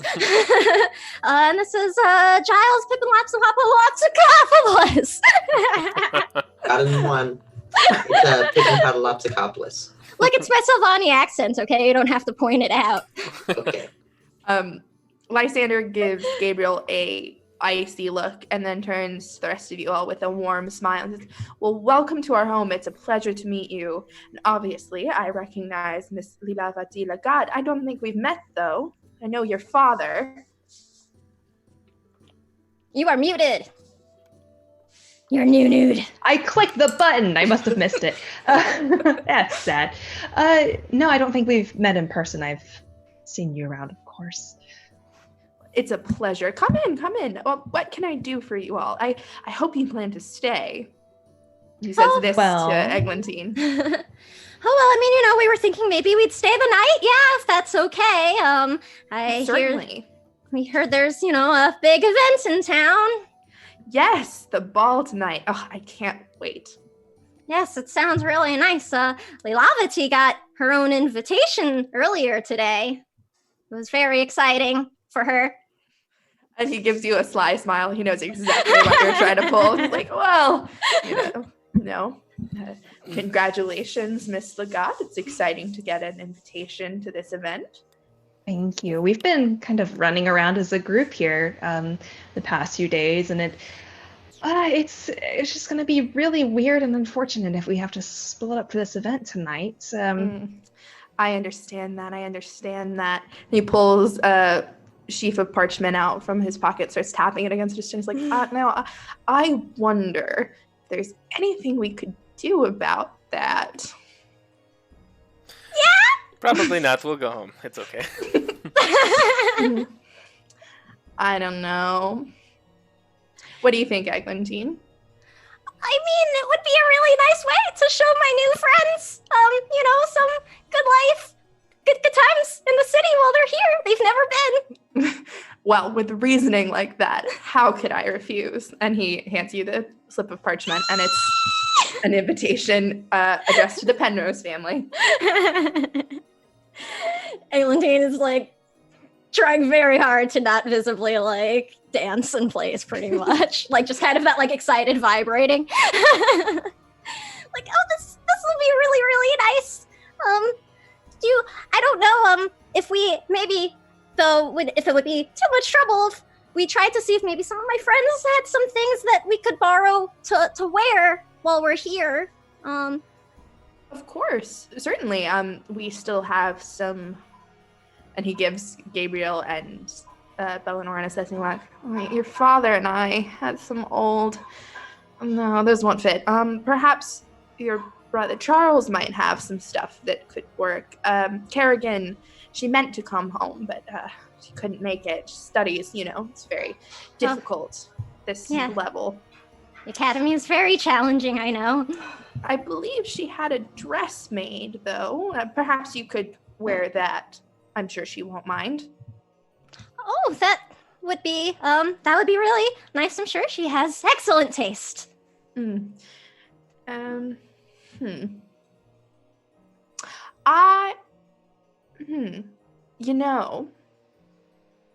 a gnome, young sir. Tegan and Tenru of the Council of Six are going to be here tonight. Perhaps I could ask them if they have something we could borrow. That would be very kind, sir. I'm sorry, Eglantine, you never mentioned you had a sibling in the academy. Oh, yeah. That's my older sister, Kerrigan. She's... Oh, cat! Sorry. Sam got distracted. Yeah, she's very busy. So very important, they're studying and doing important things, so I guess she couldn't get away from her very important work. I used to work there, right? I forget, actually. Had he mentioned that he used to work there? I know he had mentioned having a connection, but I don't remember if he said he used to work in the library, I think. Okay. I just couldn't remember. Yeah, that's great. Maybe you knew her then, Kerrigan Penrose. Did I know her? Not well, but you've probably seen her around. She's pretty studious. She uses the library a lot. Okay.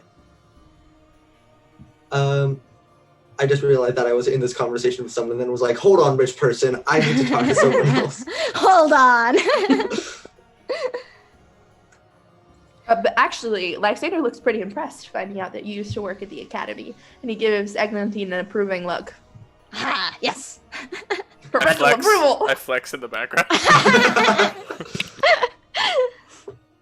Eleanor, I think they respect, they don't respect us, violent fellows. That is so lame. Why not? I can do things too.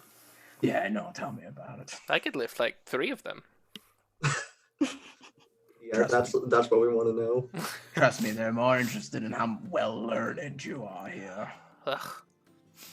All right, let's leave. I'm bored. Do you wanna leave? We can have to get ready if you wanna go to the party thing. No, sorry. That was like the Taj and the money humor. You probably don't get it. It's a little over your head. But we are quite smart in Taj and the money. No big deal. But yeah, Eleanor, you said you were a young prince? Yes, that is true. Roll a deception check. Who, Gabriel or me? One of you, either both of you can roll or one can roll with advantage. Dude, I've got a 16 charisma, no big deal. Yeah, you do. You got this. Alright, 15 and 6. So 15 plus 3. He believes you.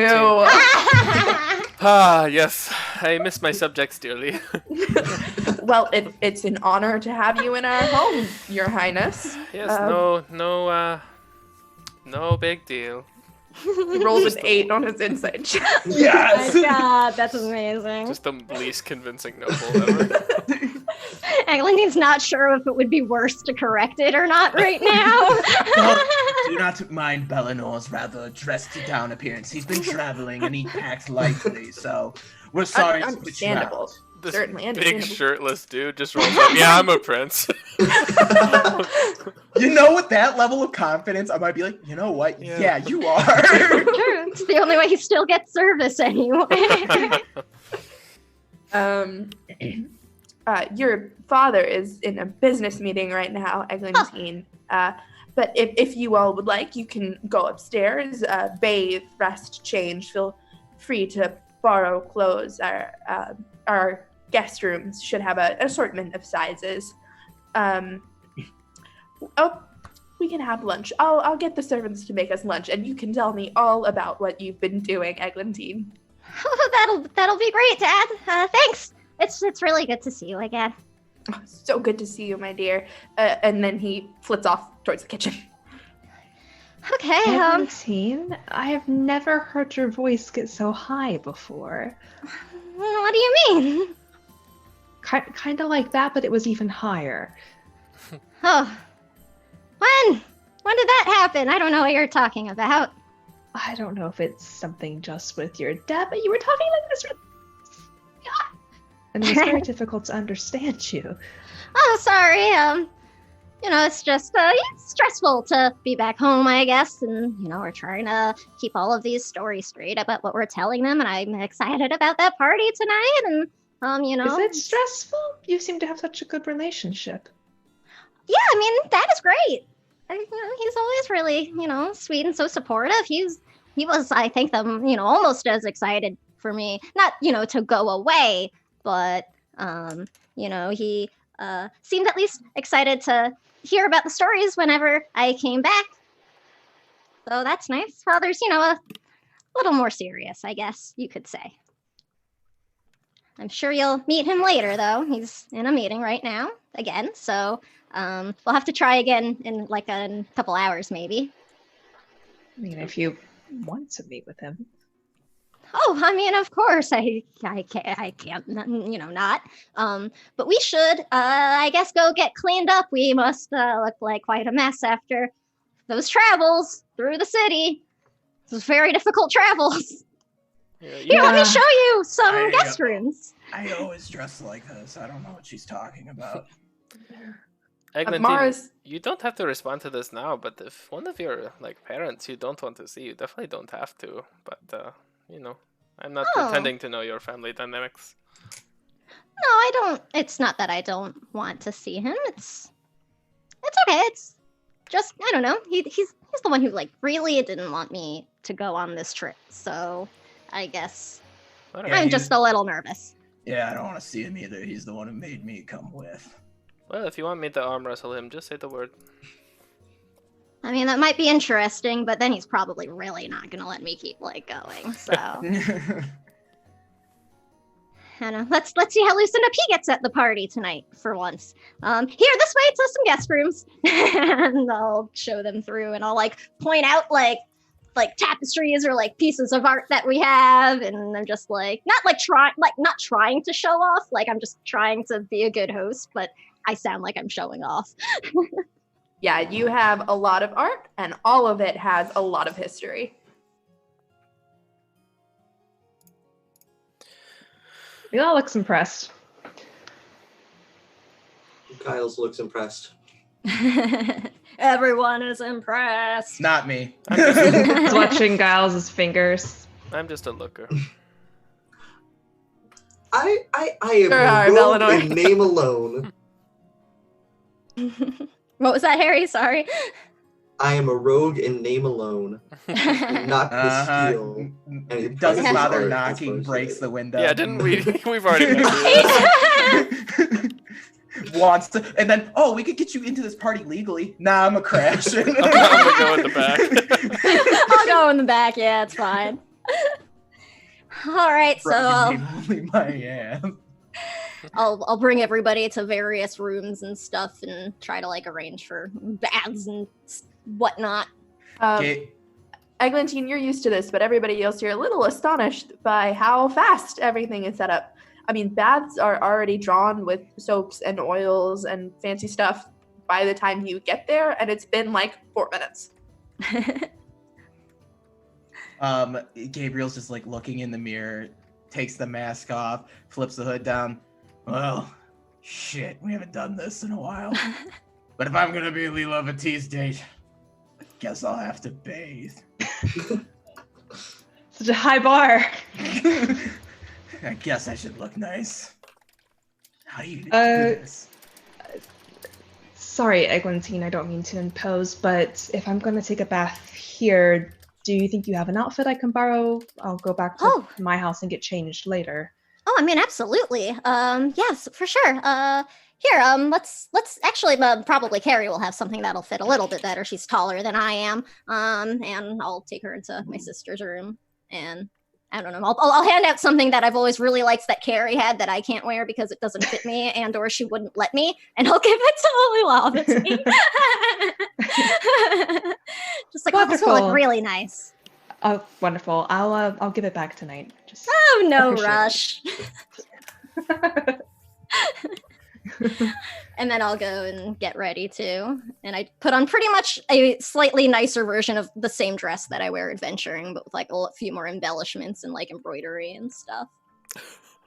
I've kind of assumed that Eglantine's closet is a Scooby-Doo character. It's just slightly different iterations of the same outfit. Pretty much, and varying levels of formality and just slightly different styles. Some are a little more old-fashioned from when she was younger. And I'm gonna go up to a guest room, Find an old tuxedo jacket, rip the sleeves off, call it good. All right. As long as it has Wade. tails, as long as it's got tails on the end, I'm good. The collared shirt. That's Yep. just like life. I Black love tie it. optional. I hope, preferably leopard print, but hey, if there's no leopard print, that's okay. There's no leopard print. That's fine. I'll Giles. I'll make do. So You Got- can find some snazzy brocade in there Sick, with I'll blue take and it. gold. Boom. Done. Giles, while you're getting ready, you just hear a meek knocking on your door. I opened the door. Standing before you is a frayed, frizzy mess of a man that is, you think, Gabriel?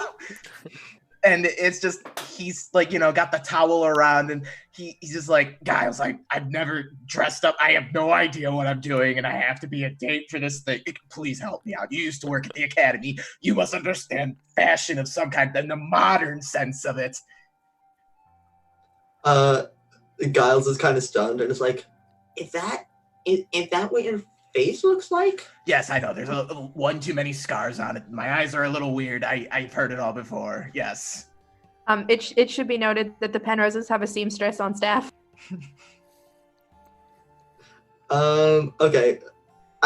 Giles does not have a lot of experience with this, but definitely more than Gabriel, so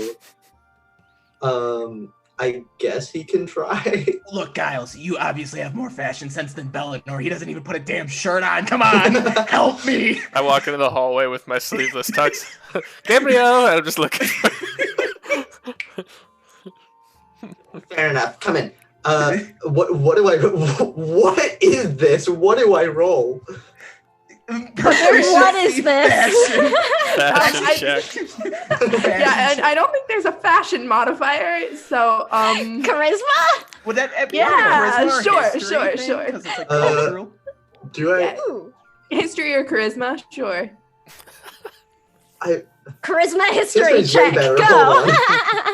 Hold Dear Let's see. wizards, can you make mechanics for this? 25. You pick Fashion out check. just a fantastic, like you dig through the closet for a while, and true to word, there are a couple of different suits in different sizes and some more casual wear. And right at the back, you find this like emerald green tux. It's a little bit long, and it has a golden green embroidered vest to go under it, and a crisp white shirt. Nice. So I give that to him and I do something with his hair. Right now, Brush I it. imagine it's That's just like a start. puffed I brush outwards. it. Oh, or maybe he's like doing one of those like fire haircuts using his magic. Just. I think Sure. this is working. Though technically, I have no magic. But yes. Oh, that's It's true. shorter. The split ends have been taken off. Yeah. And now that it's been washed, it looks presentable-ish.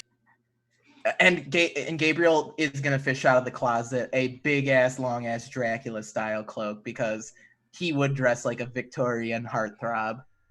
Yes. Giles is actually pretty much going to wear that, yeah. He's going to have a... Doctor Who fans will remember Peter Capaldi's like long suit jacket.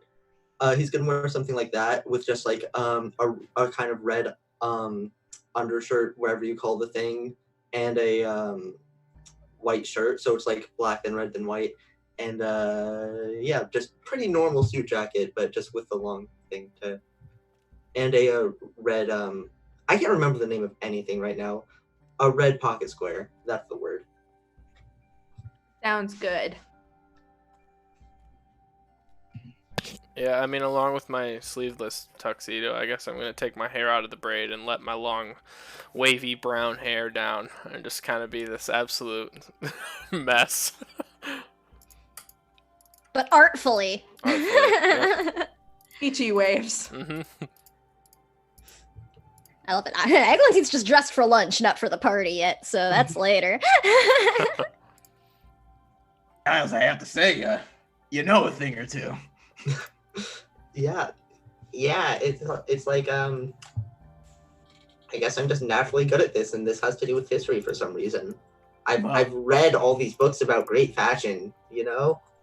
Well, my friend with a very extraordinarily long last name, you have saved me. I don't even know how I could repay you. I'm thank you.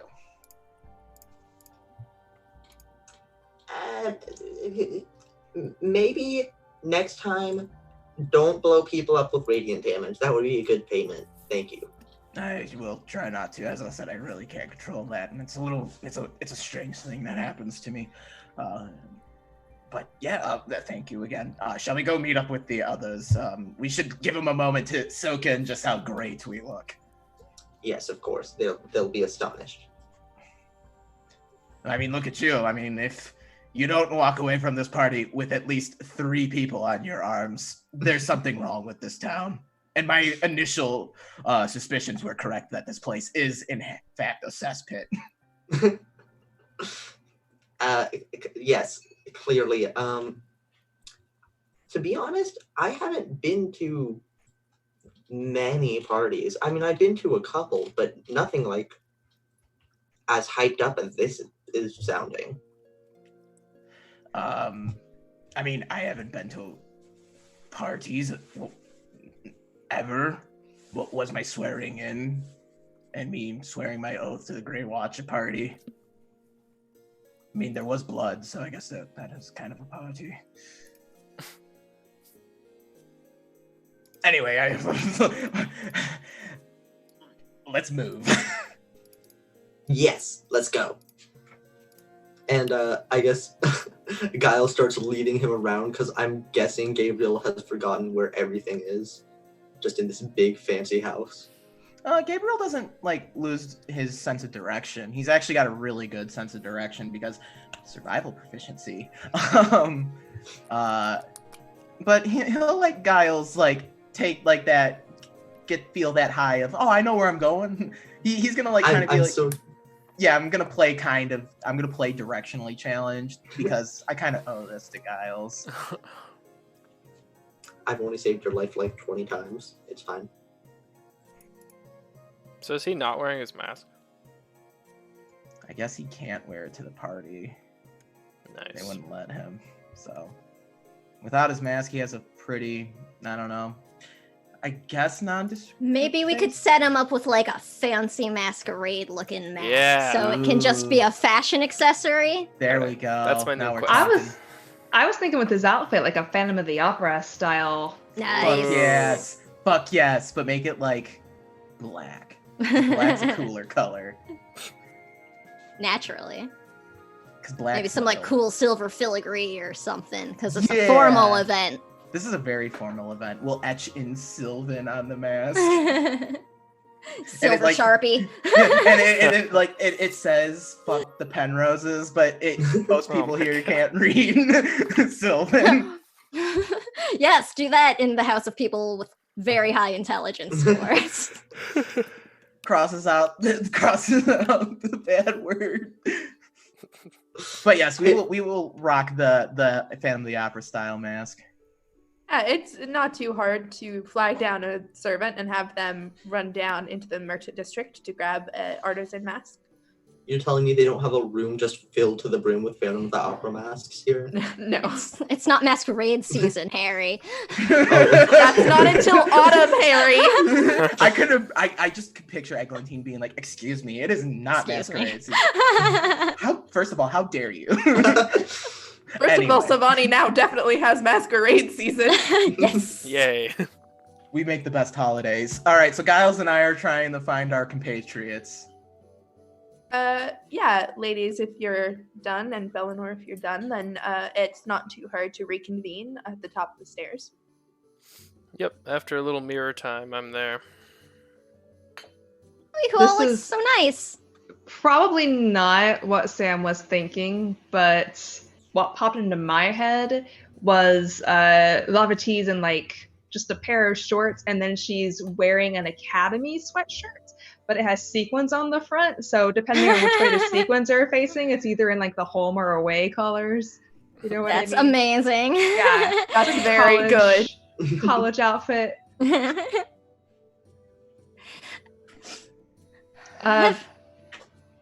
Wow, you guys are very dressed up for lunch. Well, I Oh, mean, like, I nice. don't want to get dressed again. I understand. Oh, so you're that it's just a hassle. dressed. Okay. Yep, I'm good to go for the night. This is it. Could you not tell? Be careful. Be careful eating. Yeah, we'll make sure they have extra napkins ready. Somebody knows prestidigitation. It's okay.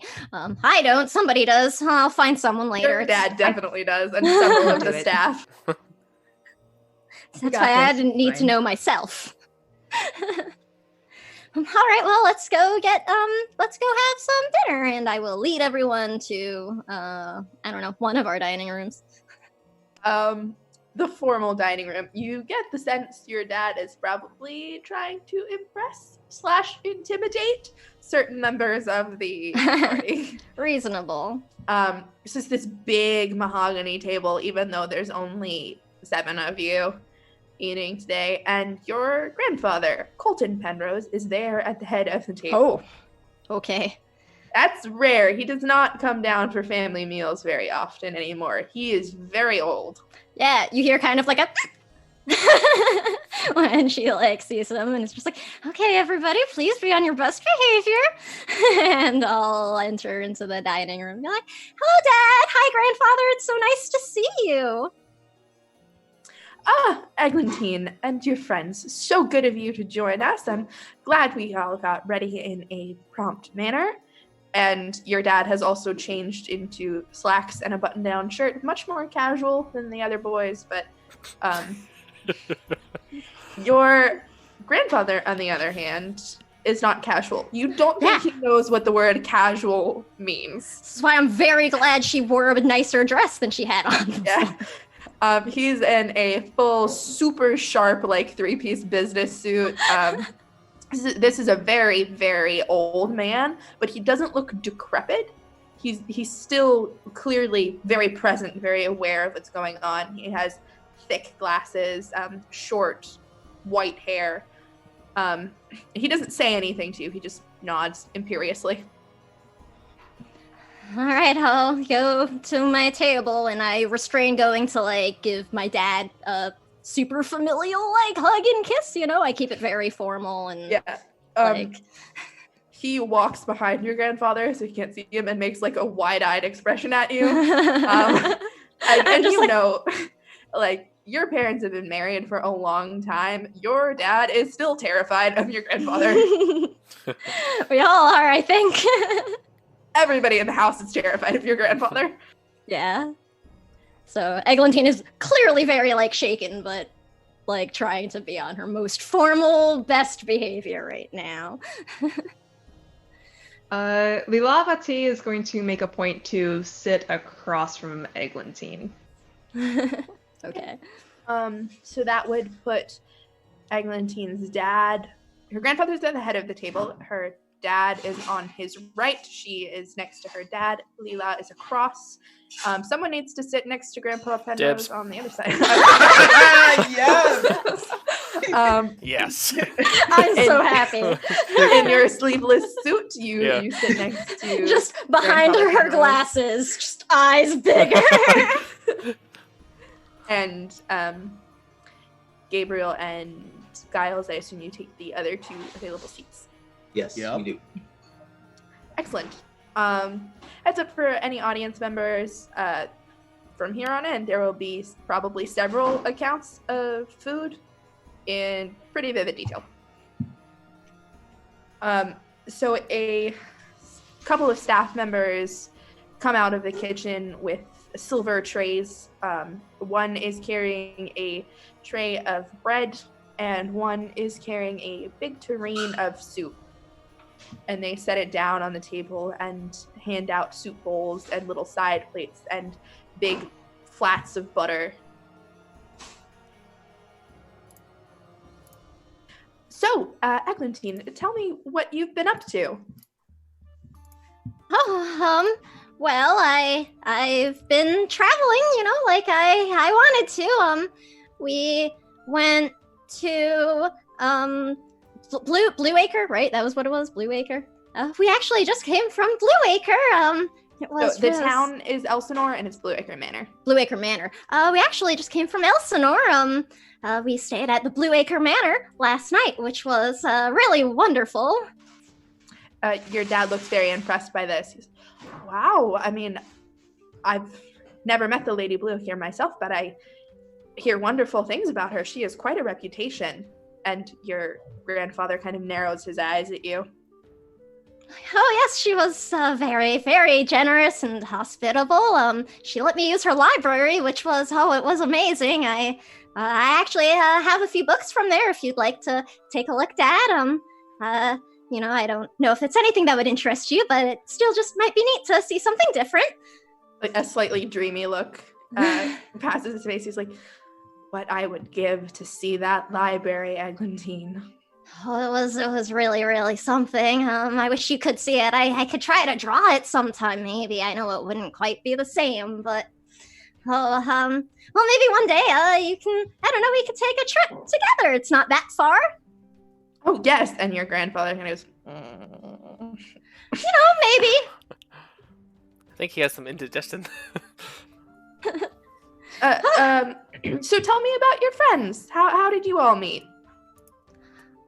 Oh, well, we met at an inn, and we had some dinner together, and that was very nice. It was very strange. The town was it was very empty.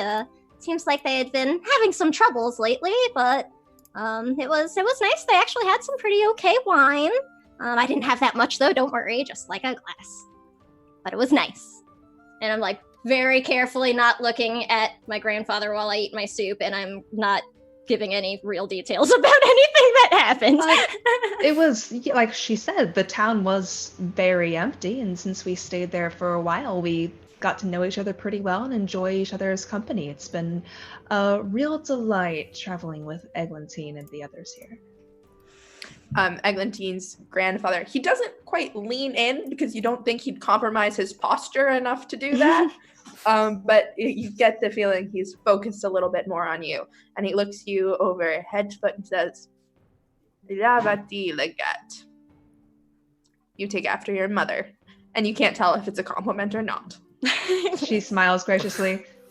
Thank you. She is a wonderful woman, and I aspire to be more like her.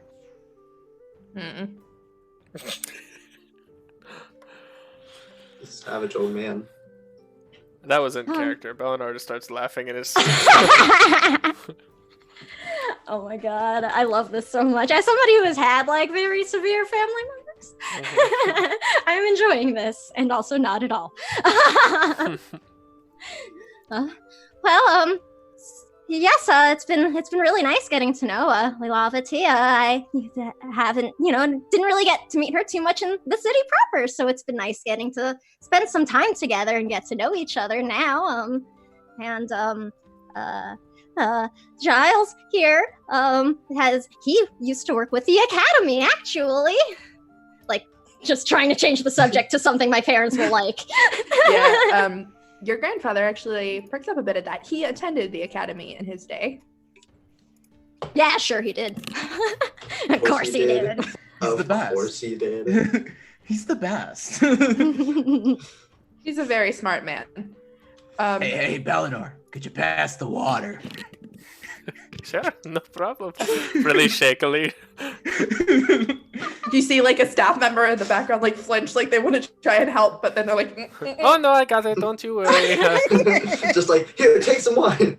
Oops, watch that little spill there. Hey, just slide it down the table. Come Okay. on, bud. Not the mahogany. Okay. I was trying to just talk through it. Yes, I worked at the academy. Nothing too major. I was just a librarian. Yes.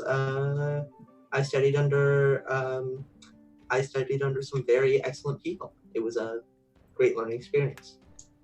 It's quite an education. The headmistress is still in charge then. I don't know this out of character, but yes. She is, yeah. Yeah. Yes, she is. Same woman has been running the academy for 300 years.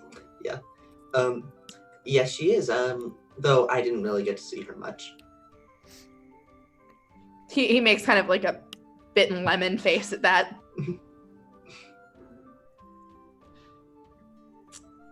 The door to the dining room opens, actually, and Eglantine, your father, Cornelius Penrose, walks through the door. He looks tired. You only know this because you know him very well, but he looks tired. It looks like he's run his hands through his hair, which is short, salt and pepper. He looks quite a bit like his father probably did when he was young. Very similar stern features. Handsome in a strict sort of way. I will stand up for him and like, hi, Father. It's so wonderful to see you. Eglantine. And he walks forward and he puts his hands on your shoulder and kisses both cheeks. And he says, good to have you home. I'm sorry I couldn't greet you. I was in a meeting. And you know instantly, like, it must have been a hell of a meeting if he's going so far as to actually pinch the bridge of his nose. Right. I'm like, well, I'm sorry that it was such a difficult meeting, it seems. Well, hopefully, come and join us for some lunch. It'll be so nice to see you and catch up. Yes, it's been far too long. Please, sit. Sit back down. Gabriel, I'm glad to see you've kept her safe. Just doing what I've been asked to. Father. And he kisses his husband on the top of the head and then takes a seat next to Gabriel, actually. Oh. And Lysander kind of leans around and says, so that witch hasn't been any more helpful then? And your father actually laughs a little bit. He says, don't call her a witch where she can hear you. She'll turn you into a toad. No, she has not been particularly helpful. But let's not talk business. Please, go on. Oh, well, I was just, talking about our time at the Blue Acre Manor and how we all met at an inn, and, how wonderful my new friends have been to, spend time and travel with, and they all take very good care of me. I'm sure you'll be glad to hear. Well, I'm glad you made some more appropriate friends. And he nods at Leela. A pleasure, Miss Legat. Wonderful to meet you in person. And you. Your father speaks highly of you. Oh, he does dote on me. You have a lovely home, by the way. Thank you very much. Looks at Eglantine encouragingly. We're all just like, so I understand the ball is tonight. That should be a really nice affair. Yes, I Oh, you're muted. I think you hit it twice or something, I guess. button. Keep up on me. Yes, I look forward to it. Shame your sister couldn't come. She was excited. Yeah, it's too bad she was stuck at the academy for, I guess, an extra day or whatever, however long she has to stay there. Lysander actually leans forward. He says, your aunts are coming. And your father kind of... Oh, really? Yes, they will be here this evening, and we will all head over together. Your brother... Where is her brother?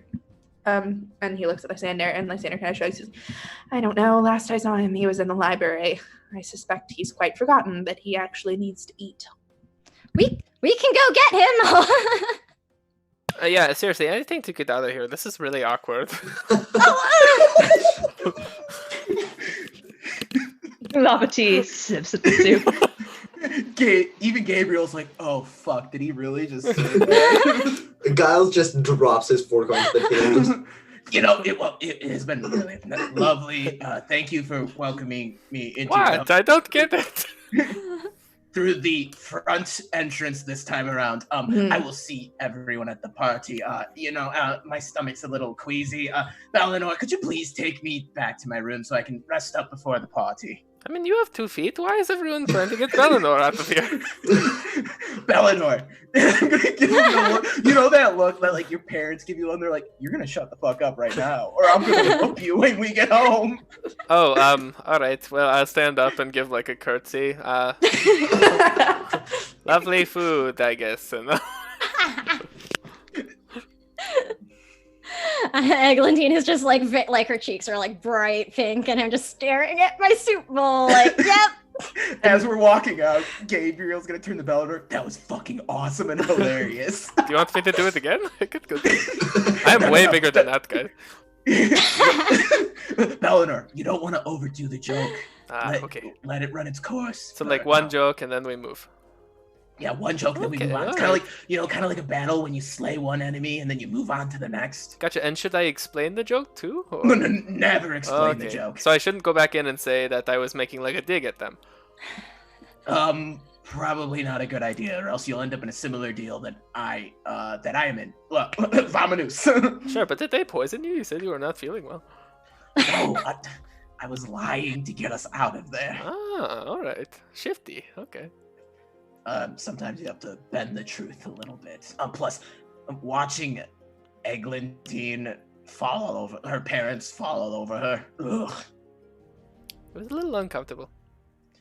Yes. If I had to spend another 5 minutes in there, I think I was gonna go Actually, be safe. radiant again. Oh.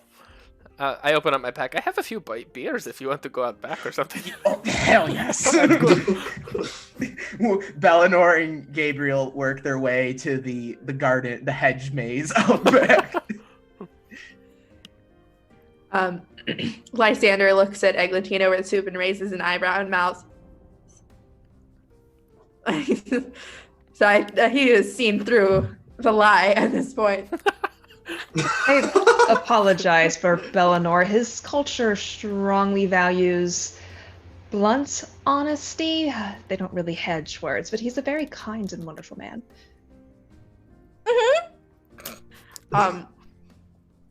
You think if Colton was the sort of man who rolled his eyes, he would have, but he's not. So he just snaps at a servant, and they rush forward and help him into his wheelchair and take him away. And Lysander kind of like, well, that went well. Charming patriarch. She sips her soup. That went better than I thought. Really? Cornelius takes a sip of his water and says, I would disagree with you, but he is my father, and I know.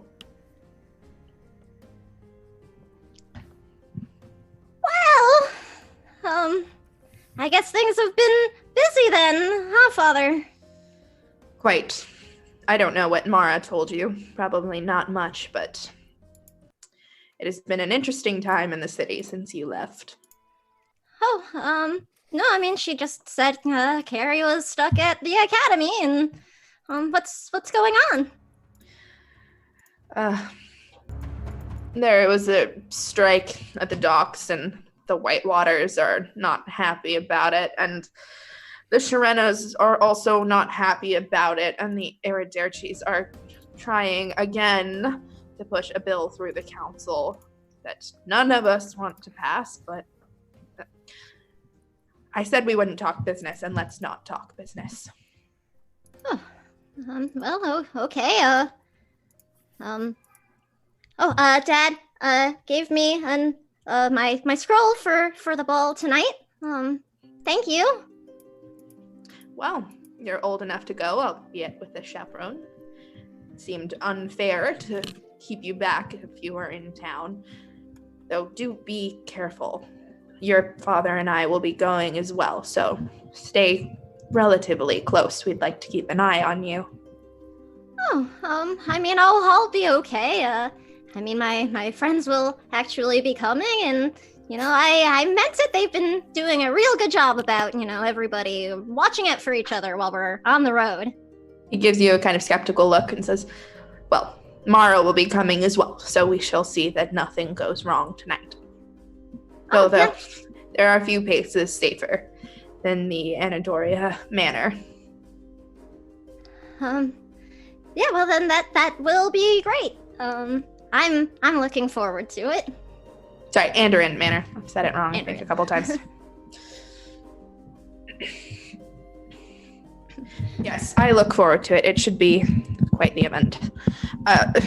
Excuse me, I'm afraid I still have more business matters to attend to.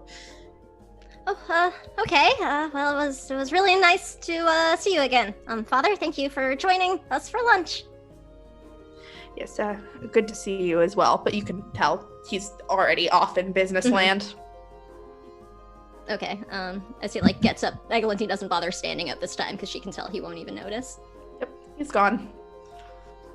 And now it's just Lysander left with us, right? Mm-hmm.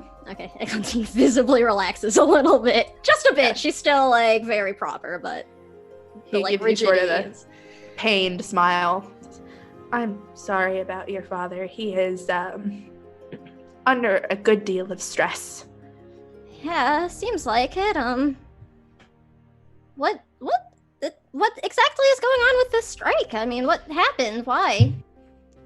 Westwind Shipping lost a fair portion of their fleet in a storm and a pirate raid, apparently, in the archipelago on their recent venture, so... Oh. Tam Silver? No. Tam is not so much loot them while you can, as much as skirt the law and take things that probably shouldn't go through ports through them. Do you know who? No names, but, well, there are a number of very unhappy traders, merchants, shipping, unhappy families. It's just a mess. Is Royden okay? Oh, Royden's fine. He never leaves the dock. He's furious, of course, throwing temper tantrums around every corner, but he's fine. Your father is fine. No ravens were hurt. Luckily, it happened at sea, so only about 20 people were injured, only 3 dead, which too fucking many, of course, yeah. But could have been worse. We think it was a lizard folk raid. Oh, interesting. Do I know if those are common? Yeah, you would know they are relatively common, but not at this time of year. It's actually kind of weird that there would be a fleet close enough to the archipelago that they could be attacked at this time of year. Wonder why they're venturing in so far. I don't know. We've asked, but we're being blocked at every corner. Well, that's good to know. I haven't checked in with my family yet. Maybe I'll see if I can ferret out some information. That would be helpful. Our business is suffering a bit at the moment. Would having a name help you, though? Well, if we could guarantee that it wouldn't happen again, yeah. But I don't know. There's something fishy about this whole situation. And then he seems to realize what he's just said, and he sits up and says, I'm sorry, I really shouldn't be telling you this. It's been a lot over these past couple of weeks. I don't want to worry you now that you're finally home, Eglantine.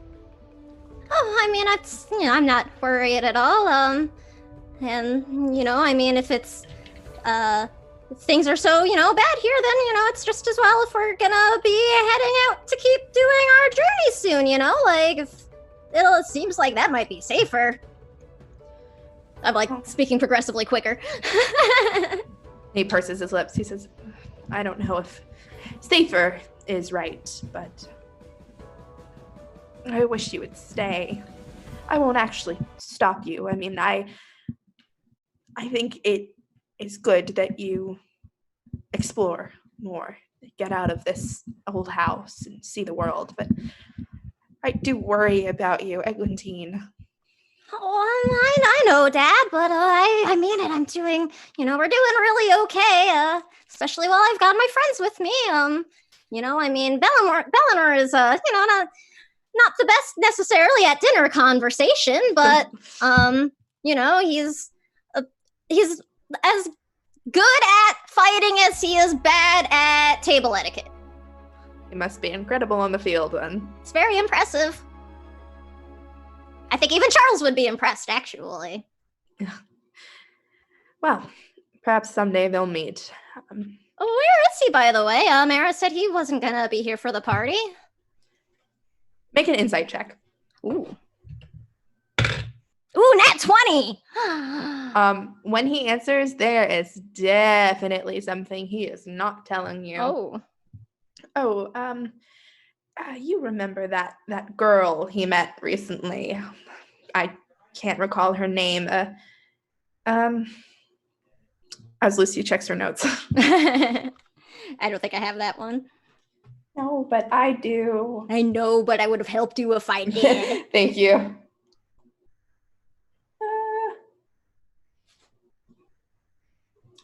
That Sharena girl. Sharena. He went off with her. He claims it is to expand his business acumen. I think he just wanted to spend more time with her. Oh, okay. Where are they? I believe they set off for Taj Tamani. Oh, funny. That's actually where we were thinking about heading. Maybe after the party and everything, maybe like tomorrow or something. If that would be okay, we were hoping maybe we could use the family circle to get there quickly. Certainly, much better than you having travel overseas, especially now. Oh yeah, that would be very helpful. Thank you, Dad. Of course. Well, if you'll excuse me, I'm going to make sure everything is in order for tonight. Ilavati, wish your family the best for me, please. Absolutely. I'll see you later this evening. Yes. See you later. Go ahead. He leaves. Yeah, once he gets up and leaves, she's going to turn to Giles. What was the name of that creature that attacked you?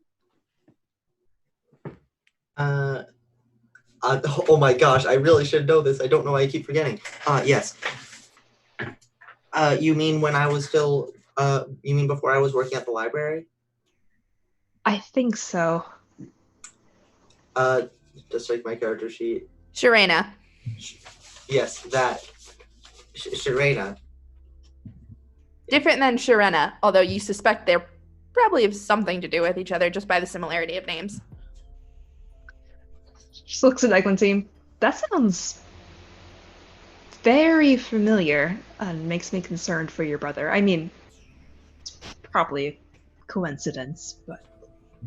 And I don't know, is that like a really common name in Taj Damani? No. That'd be a good question for Bellinor. Maybe. Sharena's fairly well known, but I don't know about... Yeah, anyone who wants to know if they know anything about Sharena can make a Arcana or Religion or History check. Okay. That's a dirty 20 for any of those. Okay. Leela and Eglantine know that the Sharena family is a trading family led by William and Susanna Sharena. Some people allege they had a foot in piracy at one point, but no one's ever been able to prove that. Okay. And like at one point, does that indicate like maybe now they don't? Or like maybe they outgrew it once they got money kind of things, or? Yeah, they're one of the 4 extremely powerful families in Selvani. Okay. Yeah, they're on the straight and narrow now. People claim they weren't always, but they deny that stringently. All right. Naturally. Okay. Sam got a dirty 20. Yes. Who else? I will roll. Do it. Turn off talk to myself. What? Oh, I turned it back on. What did you roll on? Arcana or History or Religion, Sam? I said it's the same for any of them, so you pick your... Well, I don't know if that'll influence the knowledge we get. I was wanting to do a different one. No, it's not going to change what you know. Oh, well. Just try to be nice. Give you the choices. 9. You don't know. You've never... Well, I don't know if you've ever been to Taj Mahal. It's not your number one concern.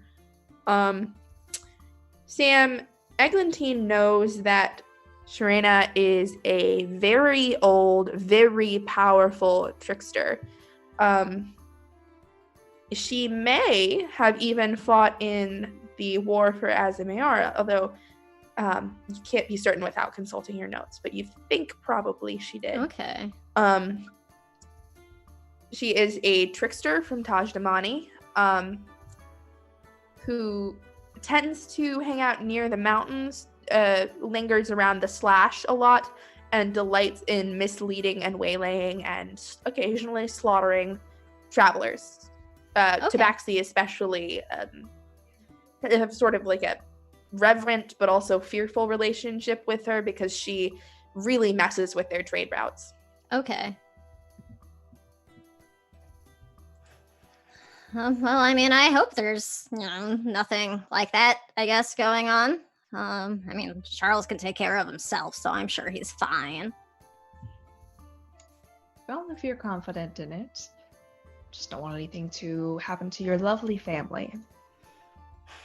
Yeah, well, I don't know. I don't know if there's anything I could do about it right now anyway. But maybe once we get over there, we can figure something out at least, if there is something to figure out.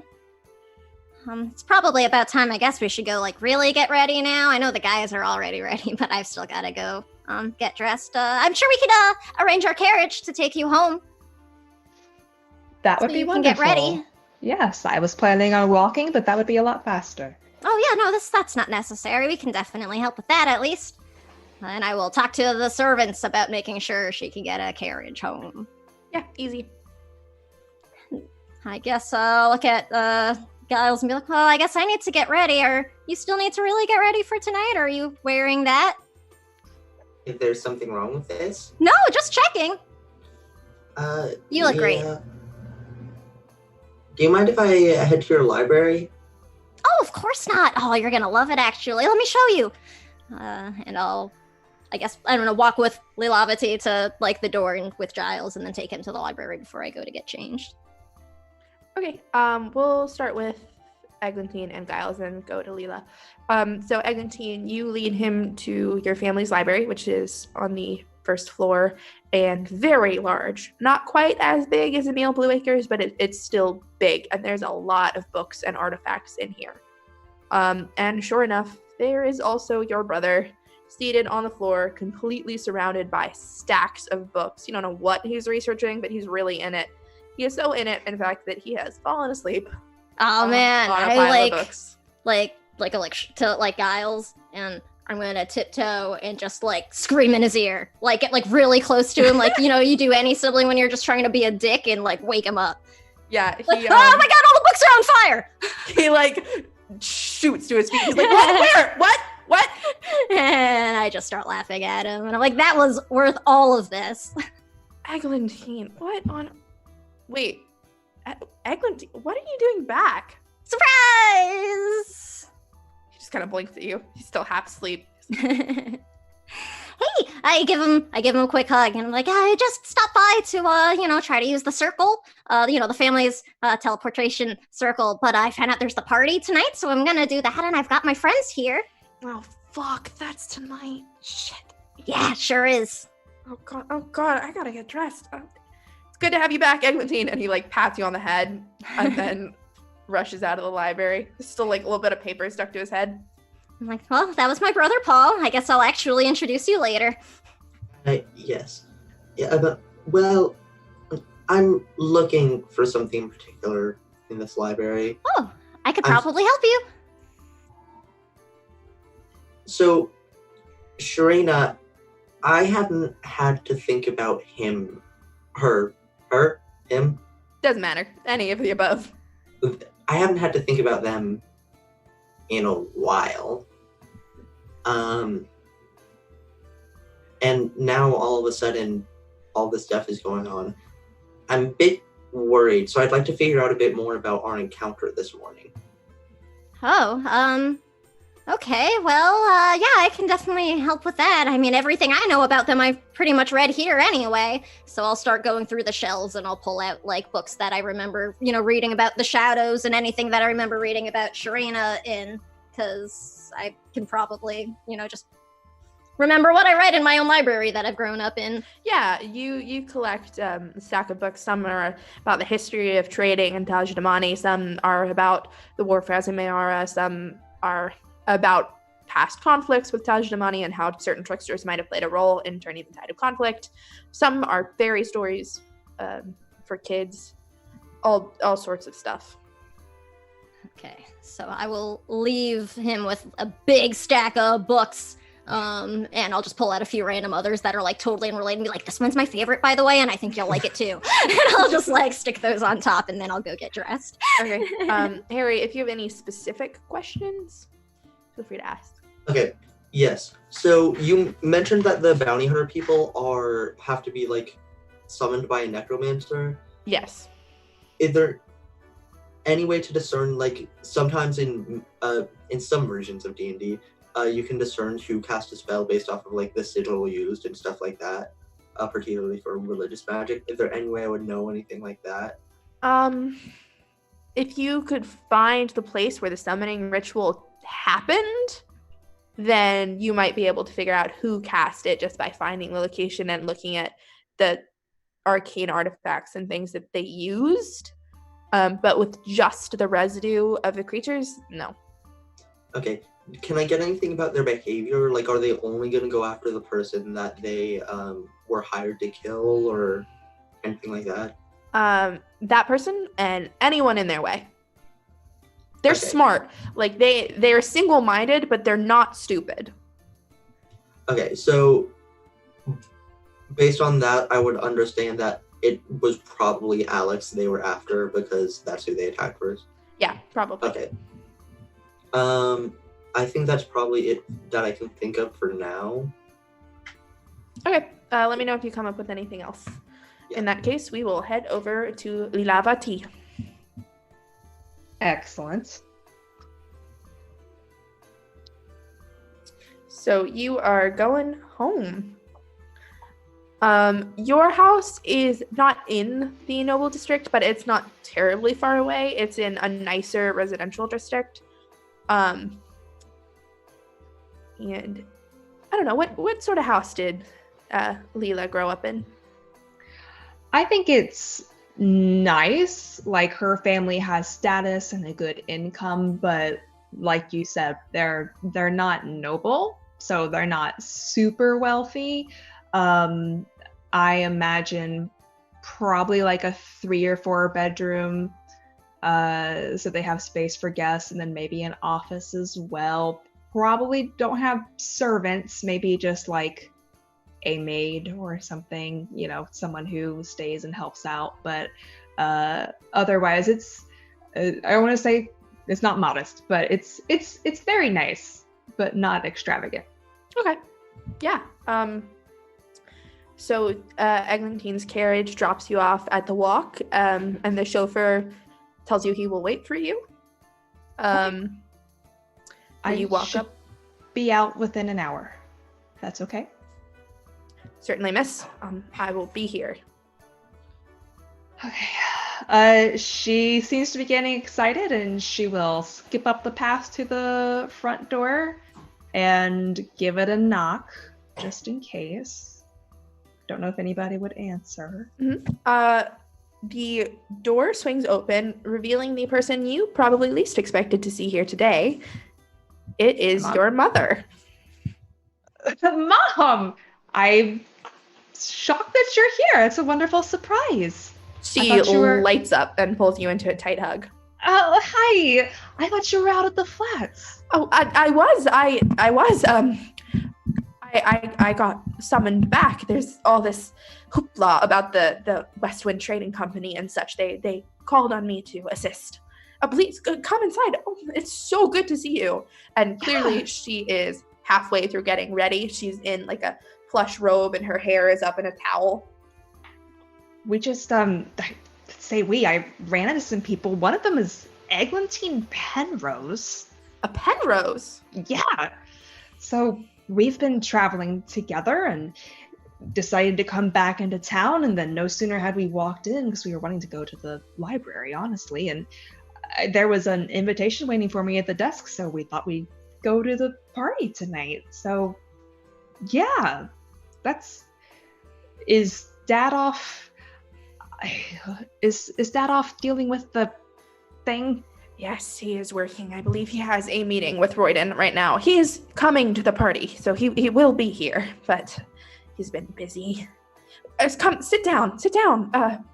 And she ushers you into the sitting room and sits you down and waves for the maid to bring in a tray of tea. She'll just kind of collapse onto the sofa. It has been an interesting vacation, to put it lightly. What happened, dear? I don't think I'm cursed necessarily, but maybe a curse. You know the old one that's like, may you live in interesting times? I certainly do. I feel like that's what started happening since I left. Maybe here as well. Oh, no. Well, I mean, it has been interesting times here, but what happened? Well, I had gotten a letter that just seemed interesting, inviting me out to this town. So I went to the town and nobody was there except for these people that I've run into, like I said, including Eglantine. And then also, I don't know if you remember him, he was back working Gabriel Moonshadow. Do you remember me talking about him? I went on a trip with him for a little bit.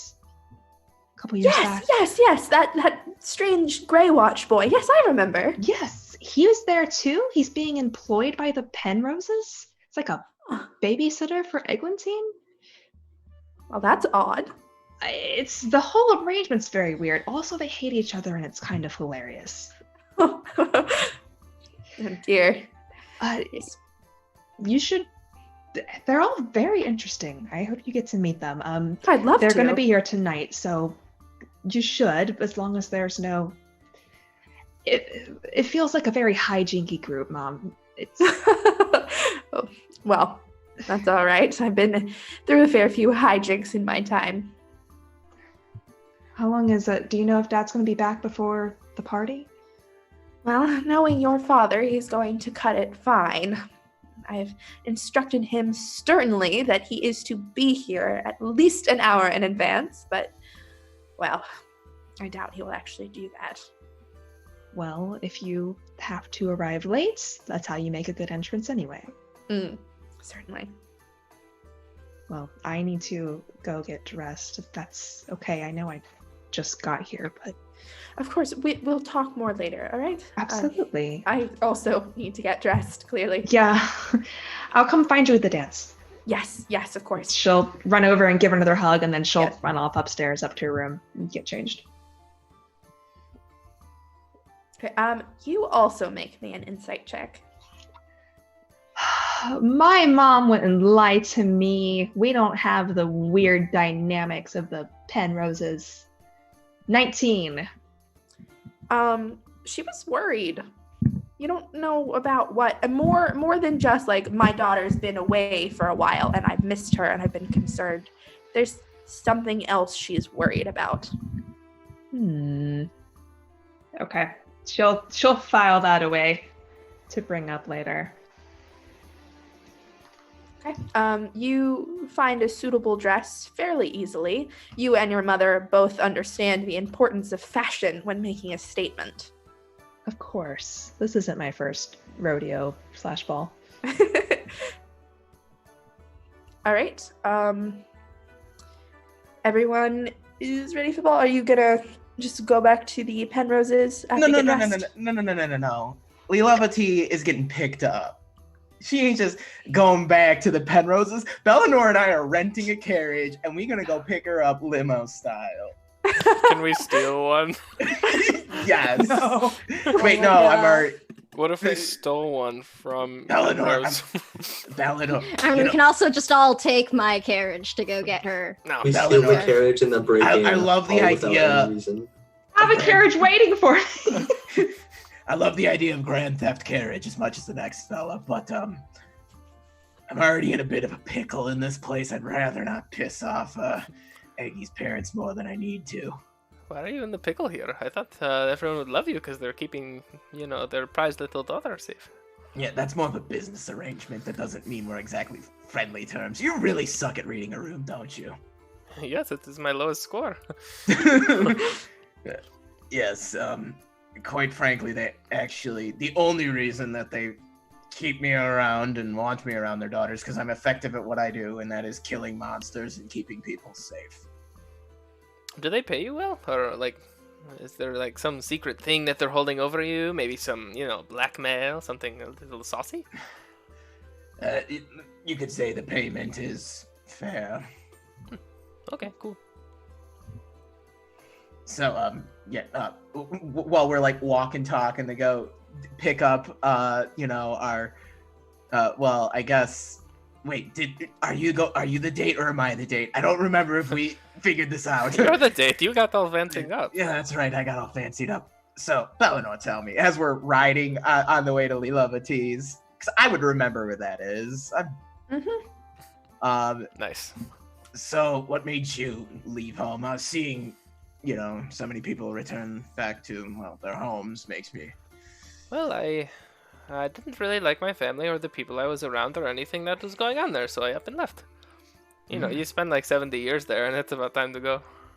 I wouldn't understand. I'm not even half that. You'll get there. That is part of the reason why I was so, quick to tell Eglantine that she doesn't need to deal with that. Yeah, well, it seems like her fathers actually care about her deeply and worry about her well-being. But they do, and you are correct, the longer and more that they try to push their weight on her, the more she'll want to run away. I don't doubt that they care about her, it just seems to be in the wrong way. I would agree with you there. As much as I don't care for the girl, her parents are tough on her. Insight check to see if Gabriel cares for the girl. Okay, go ahead. It's my worst stat, you could do this. We'll see. Ooh. What'd you get, bud? 16. Fuck! 13. Spill the tea. You care for the girl? Do I care for the girl? Bellinor, let's see. You notice that when Gabe is talking about Eglantine's parents and how they care about her and actually giving a fuck about what Eglantine wants, you're like, oh, shut the fuck up. You do care about her, you fucking liar.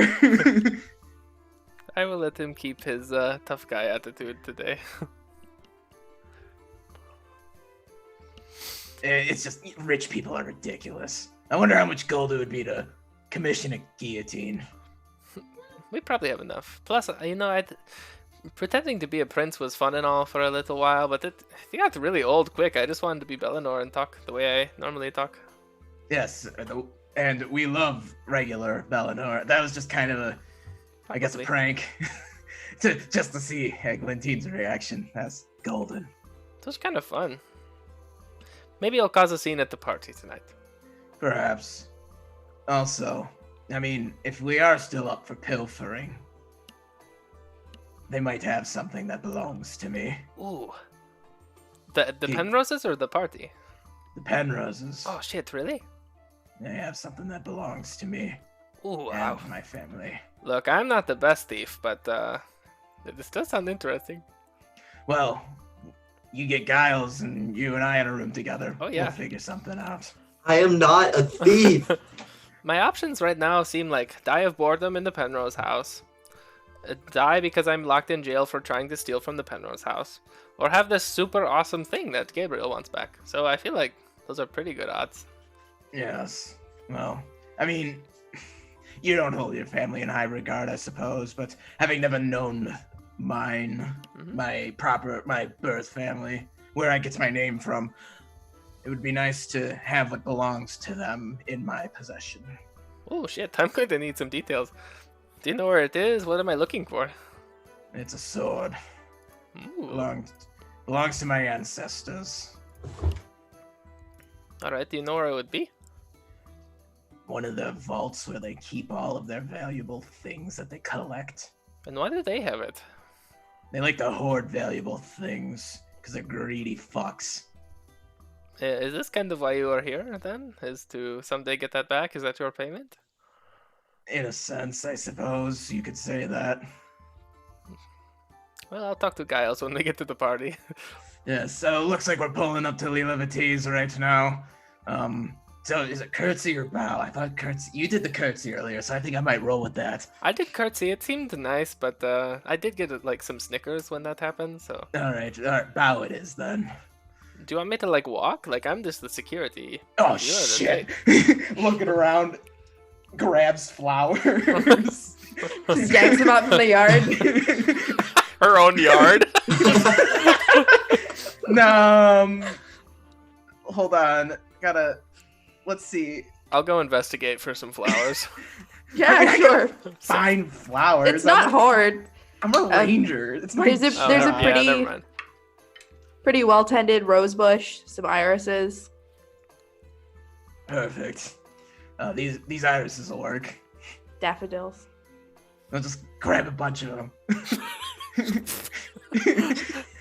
There's still a little bit of dirt on the Look, Gabriel's like not used to this. Okay. All right, maybe this was a bad idea. Put I'll the pat flowers- Gabriel on the back. You're going to crush it tonight. Oh, God damn it. You know, you'd think of all the things I've faced down, this wouldn't scare me the most. But here we are. I am 70 years old. I have had many experiences like this, and perhaps someday I'll teach you about them. Yeah, but look at yourself in your sleeveless tux, looking like a strapping lad. Oh, yes, yes. And then there's just gestures at himself. Me. I think you look great. It is nice to see you with half a mask, I guess. Yeah, I suppose. All right, I guess this monster won't fight itself. All right. Flattering. You are very dashing, Gabriel. I'm Good luck. referring. I'd like to put it on the record. I'm referring to the concept of going on a date to a fancy party, not Lila Vatiz. Lila Vatiz is a very lovely individual. I wasn't going to tell, but okay. That's for the random voice in the sky that's silently judging me. You hear that too? We all do. I'm gonna get up to the door, use the knocker. Kung, kung, kung. I think Leela will go answer it, Um, since she might expect it to be the carriage driver who's waiting on her. And lo and behold, it's Gabriel in formal attire. Hi guys! I wasn't expecting to see you here. I didn't know you were gonna come on in. I'm almost ready. Okay. Mom! Yes, sweetheart. Come meet my friends! One moment. Come meet my friend. Look, sorry if this is not what you're expecting. I thought that was the proper thing to do. And Bellinor egged me on. What? Eleanor, are you instigating again? No, I am being a gentleman. His idea was actually to go steal a fancier carriage, so he's actually the truer gentleman than I am. Probably shouldn't steal, especially in this town. My dad would have to arrest you, and that's going to be very weird to explain. Oh, that would have been fun. Yeah, it wouldn't be my first rodeo, not with your dad, but you know. True. Did Gabriel actually bring her the flowers, or did he decide they weren't good enough and toss them aside? He brought the flowers in, of course, after snipping the bottoms off, so there isn't like dirt. She will accept them. These are lovely. These are my family's favorite varieties. Actually, how did you know? You know, I just kind of remembered from my past experiences here. So thoughtful. Thank you, Gabriel. Let me go put these on water, and she'll scurry off into the kitchen to fill a vase. And while Leela is doing that, her mother strides down the stairs. And approaching you is a strikingly beautiful drow woman with long white hair in a flowing silver gown. That's when I will give the bow to the one higher in station. I'm gonna like nudge Bellinor if he's not Like eating an apple. Oh, shit. that I like found on their table. Miss Letty, it is an honor and a pleasure to once again be in your presence. Moonshadow, right? Yes. Please call me Gabriel. She executes a flawless curtsy. It nudges Bellinor again. Why can't you do it like that? Hello, I am Bellinor. I am not a prince. Nice to meet you, Bellinor. And she extends her hand in a way that's like clearly meant for you to kiss it. I'll do it. Yeah, I mean, I'll kiss the hand of my date's mom, I guess. Lilavati will wander back in the room about now and be like, oh, Mom, I don't know if you met Bellinor, Gabriel, you met him earlier. Bellinor, this is my mom, Lareva. She's the ambassador from the Ice Flats. Your reputation didn't- matches your beauty. Oh, well, thank you. Sweetheart, you didn't tell me your friends were so handsome and charming, too. Stacy's I mean-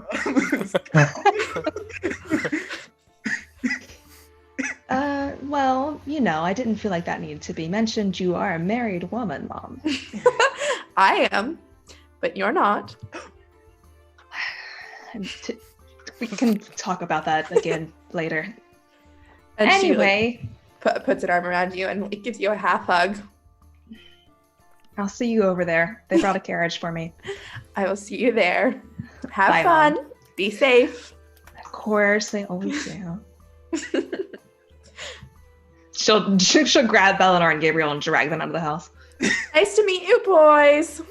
It was good to see you again. I think I'm good to stay. No, you're not. Okay. Oh, your mother's charming as she's always been. And She's knows the best. just what to say to embarrass the shit out of me. Yeah, and everybody else. She's Gabriel, do very you still good at have what those she flowers? does. I put them in a vase so they wouldn't die. Ah, right, okay. She has one of the irises like braided into her hair. She already Aw. had a little braid on the side and she's just kind of weaved it in there. You know, I don't think I think actually Bellinor enjoyed the compliment from your mother a little too much. Well, I mean, it was genuine. He's like walking down the road, like whistling. You're driving the carriage, just like. Oh yes, carriage. Yep. When you say like, but she wasn't lying, Gabriel's like taken aback, like, oh, well, thank you, and he's obviously hasn't done this type of thing in like forever, and you are quite beautiful yourself. Thanks, Gabe. We're gonna have a good time tonight, right? Yes. Get past the insurmountable wave of anxiety. And, Why are you anxious? oh, you know, I've never done this whole fancy party thing. Dates with a beautiful woman. Gotta keep Bellinor in like Bellinor's main thing, I think. And make sure Giles doesn't, break another window. You know how it is. Bellinor is my security. Sometimes security acts out, and if things go awry, so be it. Your job is to have a good time with me. Also, your job, Bellinor. I don't actually want you to punch anybody, but Damn it. Oh no, I'm taking this seriously now. You already said it. okay. Lavati's gonna go over to the Penrose driver and let them know that she'll be taking another ride and thank them for waiting. Okay. He wishes you a good time and heads off. Well, I'll drive the carriage. You two enjoy. Thanks, Bellinor. You are a gentleman and great warrior. Thank you. Can you drive carriages? Yeah, I can drive stick. I can figure this out. Does that seem truthful, or do I think we're about to end up in a ditch somewhere? I don't know. Chris, can you tell if you're lying or not? Bellinor's totally ridden a horse before, so what's two? What's two? I like don't know, to you imagine make you that try to get judgment them both call, of them at Megan. the same time. So you can roll insight if you want. Bellinor fully believes the fact that he can drive this. Oh no. I think I got a pretty good feel for it. She seems dubious, so she like gives you a long look. Dumb smile. Okay. All right. Oh, look, a little wine to take the edge off of the bumpy ride that Bellador is going to be taking us through. You don't want to risk spilling that unless you want to just, like, cut off to the side and drink it now. I mean, that's a good plan. I can't have the wine in the carriage. I could ruin my dress, potentially. And I would hate to ruin this wonderful outfit that I am borrowing. That Yeah, it's not Giles even did. yours. That Giles did an impeccable job of helping me put together. Good job, Giles. Yeah, he knows quite a bit about fashion. Surprising amount. Bellador. You can Yes? go over to the side and drink some wine with us real quick? No, you two go ahead. I'm going to spend some time with the horses, and I'm just patting them on the side. His head is off and in the clouds. Don't. Also, I'm already way too drunk. All right. Good. Great, yes. Wine, please. Let's do that. Starts pouring wine for the two of us. I mean, Bellador did drink like a whole keg of beer in the gardens. Don't ask. Did he drive over here? No. You drive? Yes. Yeah.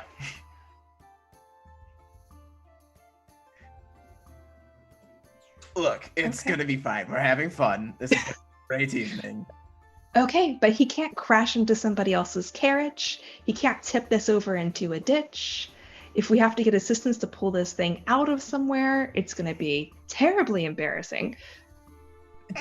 Yes. I'll make sure to Bella he's good to drive before we take off after this. Okay, and Lava T's going to grab the wine bottle out of his hands and take a couple swigs of it, hand it back. That's the Lava T I know. Yeah, I'm ready to go. Let's go. All right. Bellador, you good? When they get back, I'm talking to the horses, and someday I'll tell them about my prom too. It's so nice to see them going on theirs. I was half I expecting.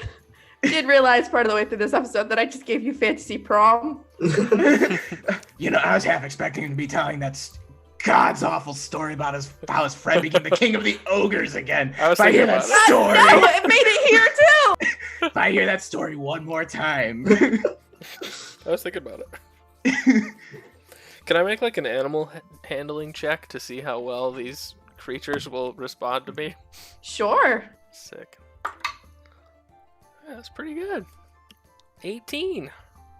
They seem pretty receptive. They seem to like you. Ah, Aw. I'll give them some sugar cubes. All right, let's get on. They take you back to the Penrose Manor with no problem. See, what did I tell you? Bellador was more than capable of being able to drive this thing all the way here. Lila's kind of been watching him through that little like curtain window they have.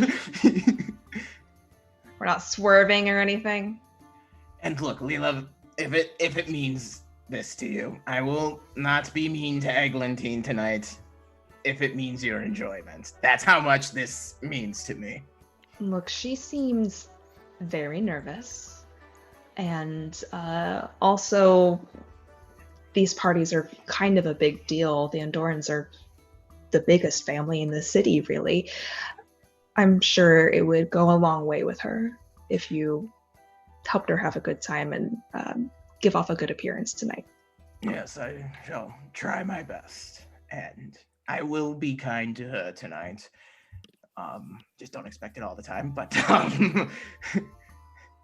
yeah. Well, thank you again for taking me with you as your, well, date. Of course. I'm glad to have you by my side. It'll be a good time. All right, and if anyone gives you any stink eyes, I'll let them know what's up. Why would anybody give me a stink eye? Oh, I saw the look her grandfather gave you. Oh, just like your mother. That was. Some people don't like strong, intelligent women. Well, I did. And I don't so care what those people think. I'm glad. I like strong, intelligent women. They are some of the most important people in my life. Yes? I've told you about Castrol, correct? I think so. Yeah.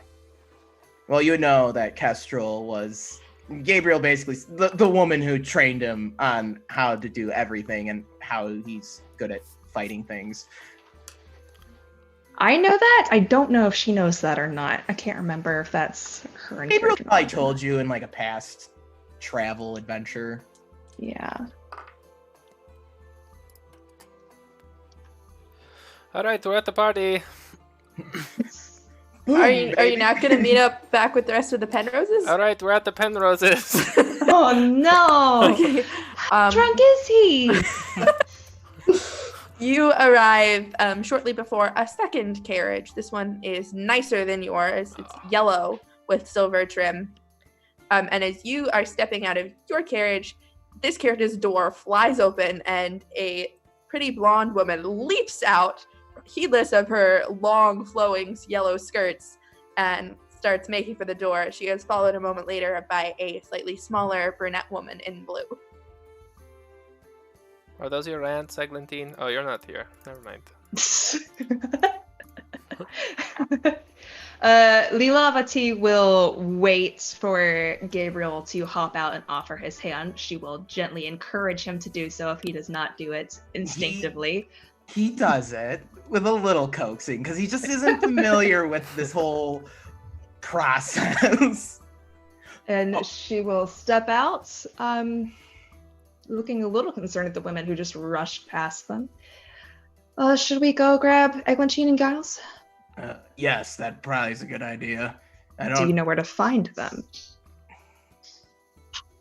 Eglantine, Kyle. Just to start throwing rocks at their windows. Oh, shall we sing them a love song too? Oh, we can. There isn't much need because these two women, the blonde and the lead, head for the door. The brunette seems a little reluctant. The blonde woman is going full speed across the grass. She throws a hand out and you hear the telltale knocking sound of someone casting the knock spell. And she throws the front door of the Penrose Manor open and shouts, "I heard my niece was home!" Did they just break in? Should we go fight them? We're supposed Where's to be having Mara? a good time. Lilavati was supposed to be having a good time, so no fighting, I think. I take my axes out of my jacket. Down, Bellinor. No fighting. They Alright. said niece is home. I think they're relatives. Context clues. Smart. It doesn't matter if you're related to someone. You can't just bring yourself into their house. That's just boundaries. I feel like the Penroses have an interesting view of family. That's one way to put it. Assuming I can hear the excited voice of my aunt. She was loud. All right, I am probably already on my way down to meet everybody anyway, but I hear the voice and I get really excited and start kind of trying to hurry, but I'm having a tough time with my giant skirt because I don't normally dress up like this much for things, you know? So Eglantine will come down wearing a very puffy blue dress with a hoop skirt and crinoline. It's very late 19th century inspired, and it's got that same pale powder blue color she always wears, but it's decorated with golden trims and golden bows and stuff on it. And she still has her amulet of Colori with her on her neck though. But and she's wearing slightly fancier glasses. They still make her eyes really big, but it's they're not quite as Coke bottle-y looking. And they're a nicer material with some gems inlaid. She's like, "Oh, hi, Aunt Rosamunda. It's so nice to see you." Eglantine, she scoops up a massive armful of skirt, runs up. It's a little difficult to hug her with the amount of fabric in the way, but we manage it. So I'll go and give her a big hug. It's so nice to see you. I didn't think you were gonna come to the house. I thought we'd have to wait until the party. Oh, and Aunt Ariadne, you're here too. Hi, Eglantine. Ariadne says she looks tired. I go and give her a more restrained but still very friendly hug. Mm-hmm. I'm really glad you're here. It's been a day. It's good to see you, Eglantine. It certainly has. Well, I don't know where my dads are yet. I guess they're still getting ready. But you can meet some of my friends. I see they're behind. I guess. Yeah. As soon as Rosamund hears that your dads are not out yet, she gets a sly gleam in her eyes and says, "I'll go find them," and darts up the stairs. And All right. Ariadne rubs her forehead. She's I give up. Well, Nice to see you. Hey, Ariania, these are my friends. This is Lilavati, Legat, and Belenor, Tarathiel, and Gabriel Moonshadow, and I think Giles is coming down any minute now. Yeah, you see Giles walking down the stairs with clearly one of the crappy romance books that Eileen had recommended to him. Trips down the stairs and falls all the way down 5 full steps. Oh, I'll go pick him up. Ow. Are you okay? Yeah. It's a good book. I don't think I broke it. Oh, I'll check. If the book seems damaged in any way, I will cast Mending to fix it. And I just kind of pat it, looking like it's all right. It happens. You gotta watch your step, though. I mean, I've done that a lot. This, of course, is my first introduction to your aunt, so I'm just like, hi. Oh, on Rosamunda, on Ariadne, this is Giles Pippin Popsicopoulos. Did I get it? Close enough. Better than last time, though, right? It was better than last time, yeah. He's from Taj Damani. It's hard to get right. Yes. Oh, it's me, your aunt. Oh, it's me! I know, we've lost our DM, and I've run out of things to keep talking to Giles about. Aren't you just the cutest little Can I pinch your cheeks? This stream has been cursed with some technical difficulties. We're at time anyways. Yeah, pretty much. Yeah. And nobody wants it to let her finish. I know. We got a big party to hype. We gotta go crash it, yeah. Ooh. Well, we're not really crashing it. We were invited. We have invitations. That hasn't stopped us before. Let's crash it. Let's crash it, yeah. I'm just waiting for Belenor to just be like, cut him in half. Hey, that's a completely different character. Totally different. Super different. Velvac is Belenor light. Aww. We stand Belenor in this house. I love him. I love our golden retriever barbarian. He's loyal. He's the sweetest.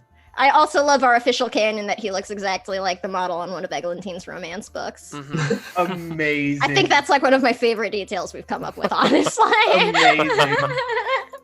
Honestly, it wouldn't surprise me if Belenor just looked like typical trashy romance novel protagonist. He looks like the protagonist on all of her covers because it's just the same stock kind of it's the same dude. Oh, it's the same model each time. Oh, your aunt is back. Oh, good. We were doing so well. Speaking of aunts, though, a few moments later, Rosamund appears at the top of the stairs again, grinning wickedly, followed by a laughing Lysander and a slightly disgruntled Cornelius. And she says, "Who's ready to go to a party?" And that's where we're going to end it for tonight. Nice. Hey. I love it. Yay, fancy party! Yay. Yay! So Yay. much family time, too. Pissing off Family royals. drama. My favorite kind. Yeah, Family drama. yeah. It's so good. Oh, I also really love Lilavati's over Lily's shoulder, like, Mom! My friends are here! Yes. Very real. Yes. Here for it. Mom, I'm leaving. Here for it. I'm going out! Taking the car! Right now, I'm just Google images, just looking at all of the same dude with the same, shiny chest, because that's Belenor on these trashy romance novel covers. Yeah. Exactly. Just join the Discord, you'll see what I'm talking about. Well, thank you, everybody, for joining us tonight. It was super fun. Let's go around and talk about our projects. Alex, we'll start with you. Oh, I'm going first. This is new. Hi, I'm Alex. You probably know me as Mr. Puddins. It's probably what led you here. That's where I am on Twitter. That's how you can find me. I live here. This is kind of my home. Come back tomorrow at the same time this one started, so 6 p.m. EST for episode 27. That's right. I was thinking CST. 7 p.m. EST for Steam Spell episode 27, The Hunt for Dr. Branson. It's going to be good. The drama is going to be at a peak as the party is entering the massive city, and we're nearing the end of that arc. It's going to be exciting. Also, catch me on Friday. Chris will probably talk about it a little bit more at 6 p.m. EST. That's the right time this time, where we're going to be starting a City of Mists campaign, DM'd by Chris, and I will be playing in it as Dr. Victor Belmont, whose mythos is Dr. Abraham Van Helsing. That might sound confusing, but check it out, and all will be explained. Also, thank you everyone who came to CouchCon and donated, because we made a ton of money for Doctors Without Borders. Next. Megan. Hello, I'm Megan. Thanks for hanging out with us tonight. If you want to hang out with me again, join me for Steam Spell tomorrow, like Alex said, and like a lot of other people are going to say tonight. I am a player there. It's always a great time. If you can't come tomorrow, I will also be on the Onyx Paths channel playing through their setting Scarred Lands. That is at 5 p.m. Central, 6 p.m. Eastern. Would love to see you there. Harry. Well, I mean, I exist. This is really the only thing I'm doing currently online, but I am working on some other projects, which will probably not be out soon, but will be out eventually. So keep an eye out for that. Chris. Hello, I'm Chris. I play in Steam Spell. I play Crew Hazel. He's a hunk now. He's a Dragonborn druid. Used to be old, now he's not. Confusing times. I also DM Agora's Bells, which is not this Wednesday, but next Wednesday at 7 EST. We're about to be in a coliseum surrounded by a vampire spawn and see if we can survive that somehow, which I'm not betting on it. So, could be a TPK, you never know. I'm so scared. Yep, and then this Friday, what Alex was kind of talking about, we're all starting a new campaign called Dead Winter. It uses the City of Mist rule system and their lore and a little bit of their setting as well, thrown in mixed with a little bit of my own. So I am really excited for that. Sam and Alex are going to be players in it, along with some of our other friends across the channel and across our Discord server. So if you want to come back for that, that is Friday at 6 EST, a little earlier than this game and our Wednesday games. So if that slot works for you, hope to see you there. And Sam. Hey everyone, I am Sam. You can find me on Twitter at @TheSamWisest. I am Samwise_GameG here on Twitch. I'm a disability advocate and a TTRPG streamer. I'm one of the co-producers over at Heroes Without Limits, so check us out if you want to support content by and for disabled, chronically ill, and neurodiverse folks. I am also one of the admins here on the Chromatic Chimera, and I am in lots of stuff. Come see me in Steam Spell tomorrow with a bunch of these lovely people as Mixed Mouse, the Tiefling Cleric Ranger. On Friday, I will be back here for Dead Winter. And on Mondays, I am here with No Initiative in our Eberron campaign, Dead Skies by Night. We are on our last 2 sessions of our Eberron campaign right now, and we are working on a new project that's going to be starting up probably in May. So keep your eyes out because it's going to be a lot of fun. And I think that's all I have that I can talk about right now. So that's me. And I am Lucy. You can find me here on the first Tuesday of every month at 7 Eastern. I'm on Twitter at Bluebird Draws. I play as Cat Steele in Steam Spell, so I will be here tomorrow. And Brenan Wenlielo on Agora's Bells, so I will also be here next Wednesday. And I have a podcast called Odyssey Exploration and Research. And that's it. And thank you guys so much for joining us. Yes. Now we're going to go raid some friends. Woo! Ooh. Woo! Who we raiding? Dice Priory. The crew. Nice. Oh, yay! All right, They're- we'll see you tomorrow. Yeah, they're in the midst of a Dragon Heist campaign. I'm pretty sure the tagline has been "fuck the plot," so don't expect it to follow that at all. It's a good tagline. It's good. The great tagline. All right, have a good night. Bye. Hey, everyone. I thought you took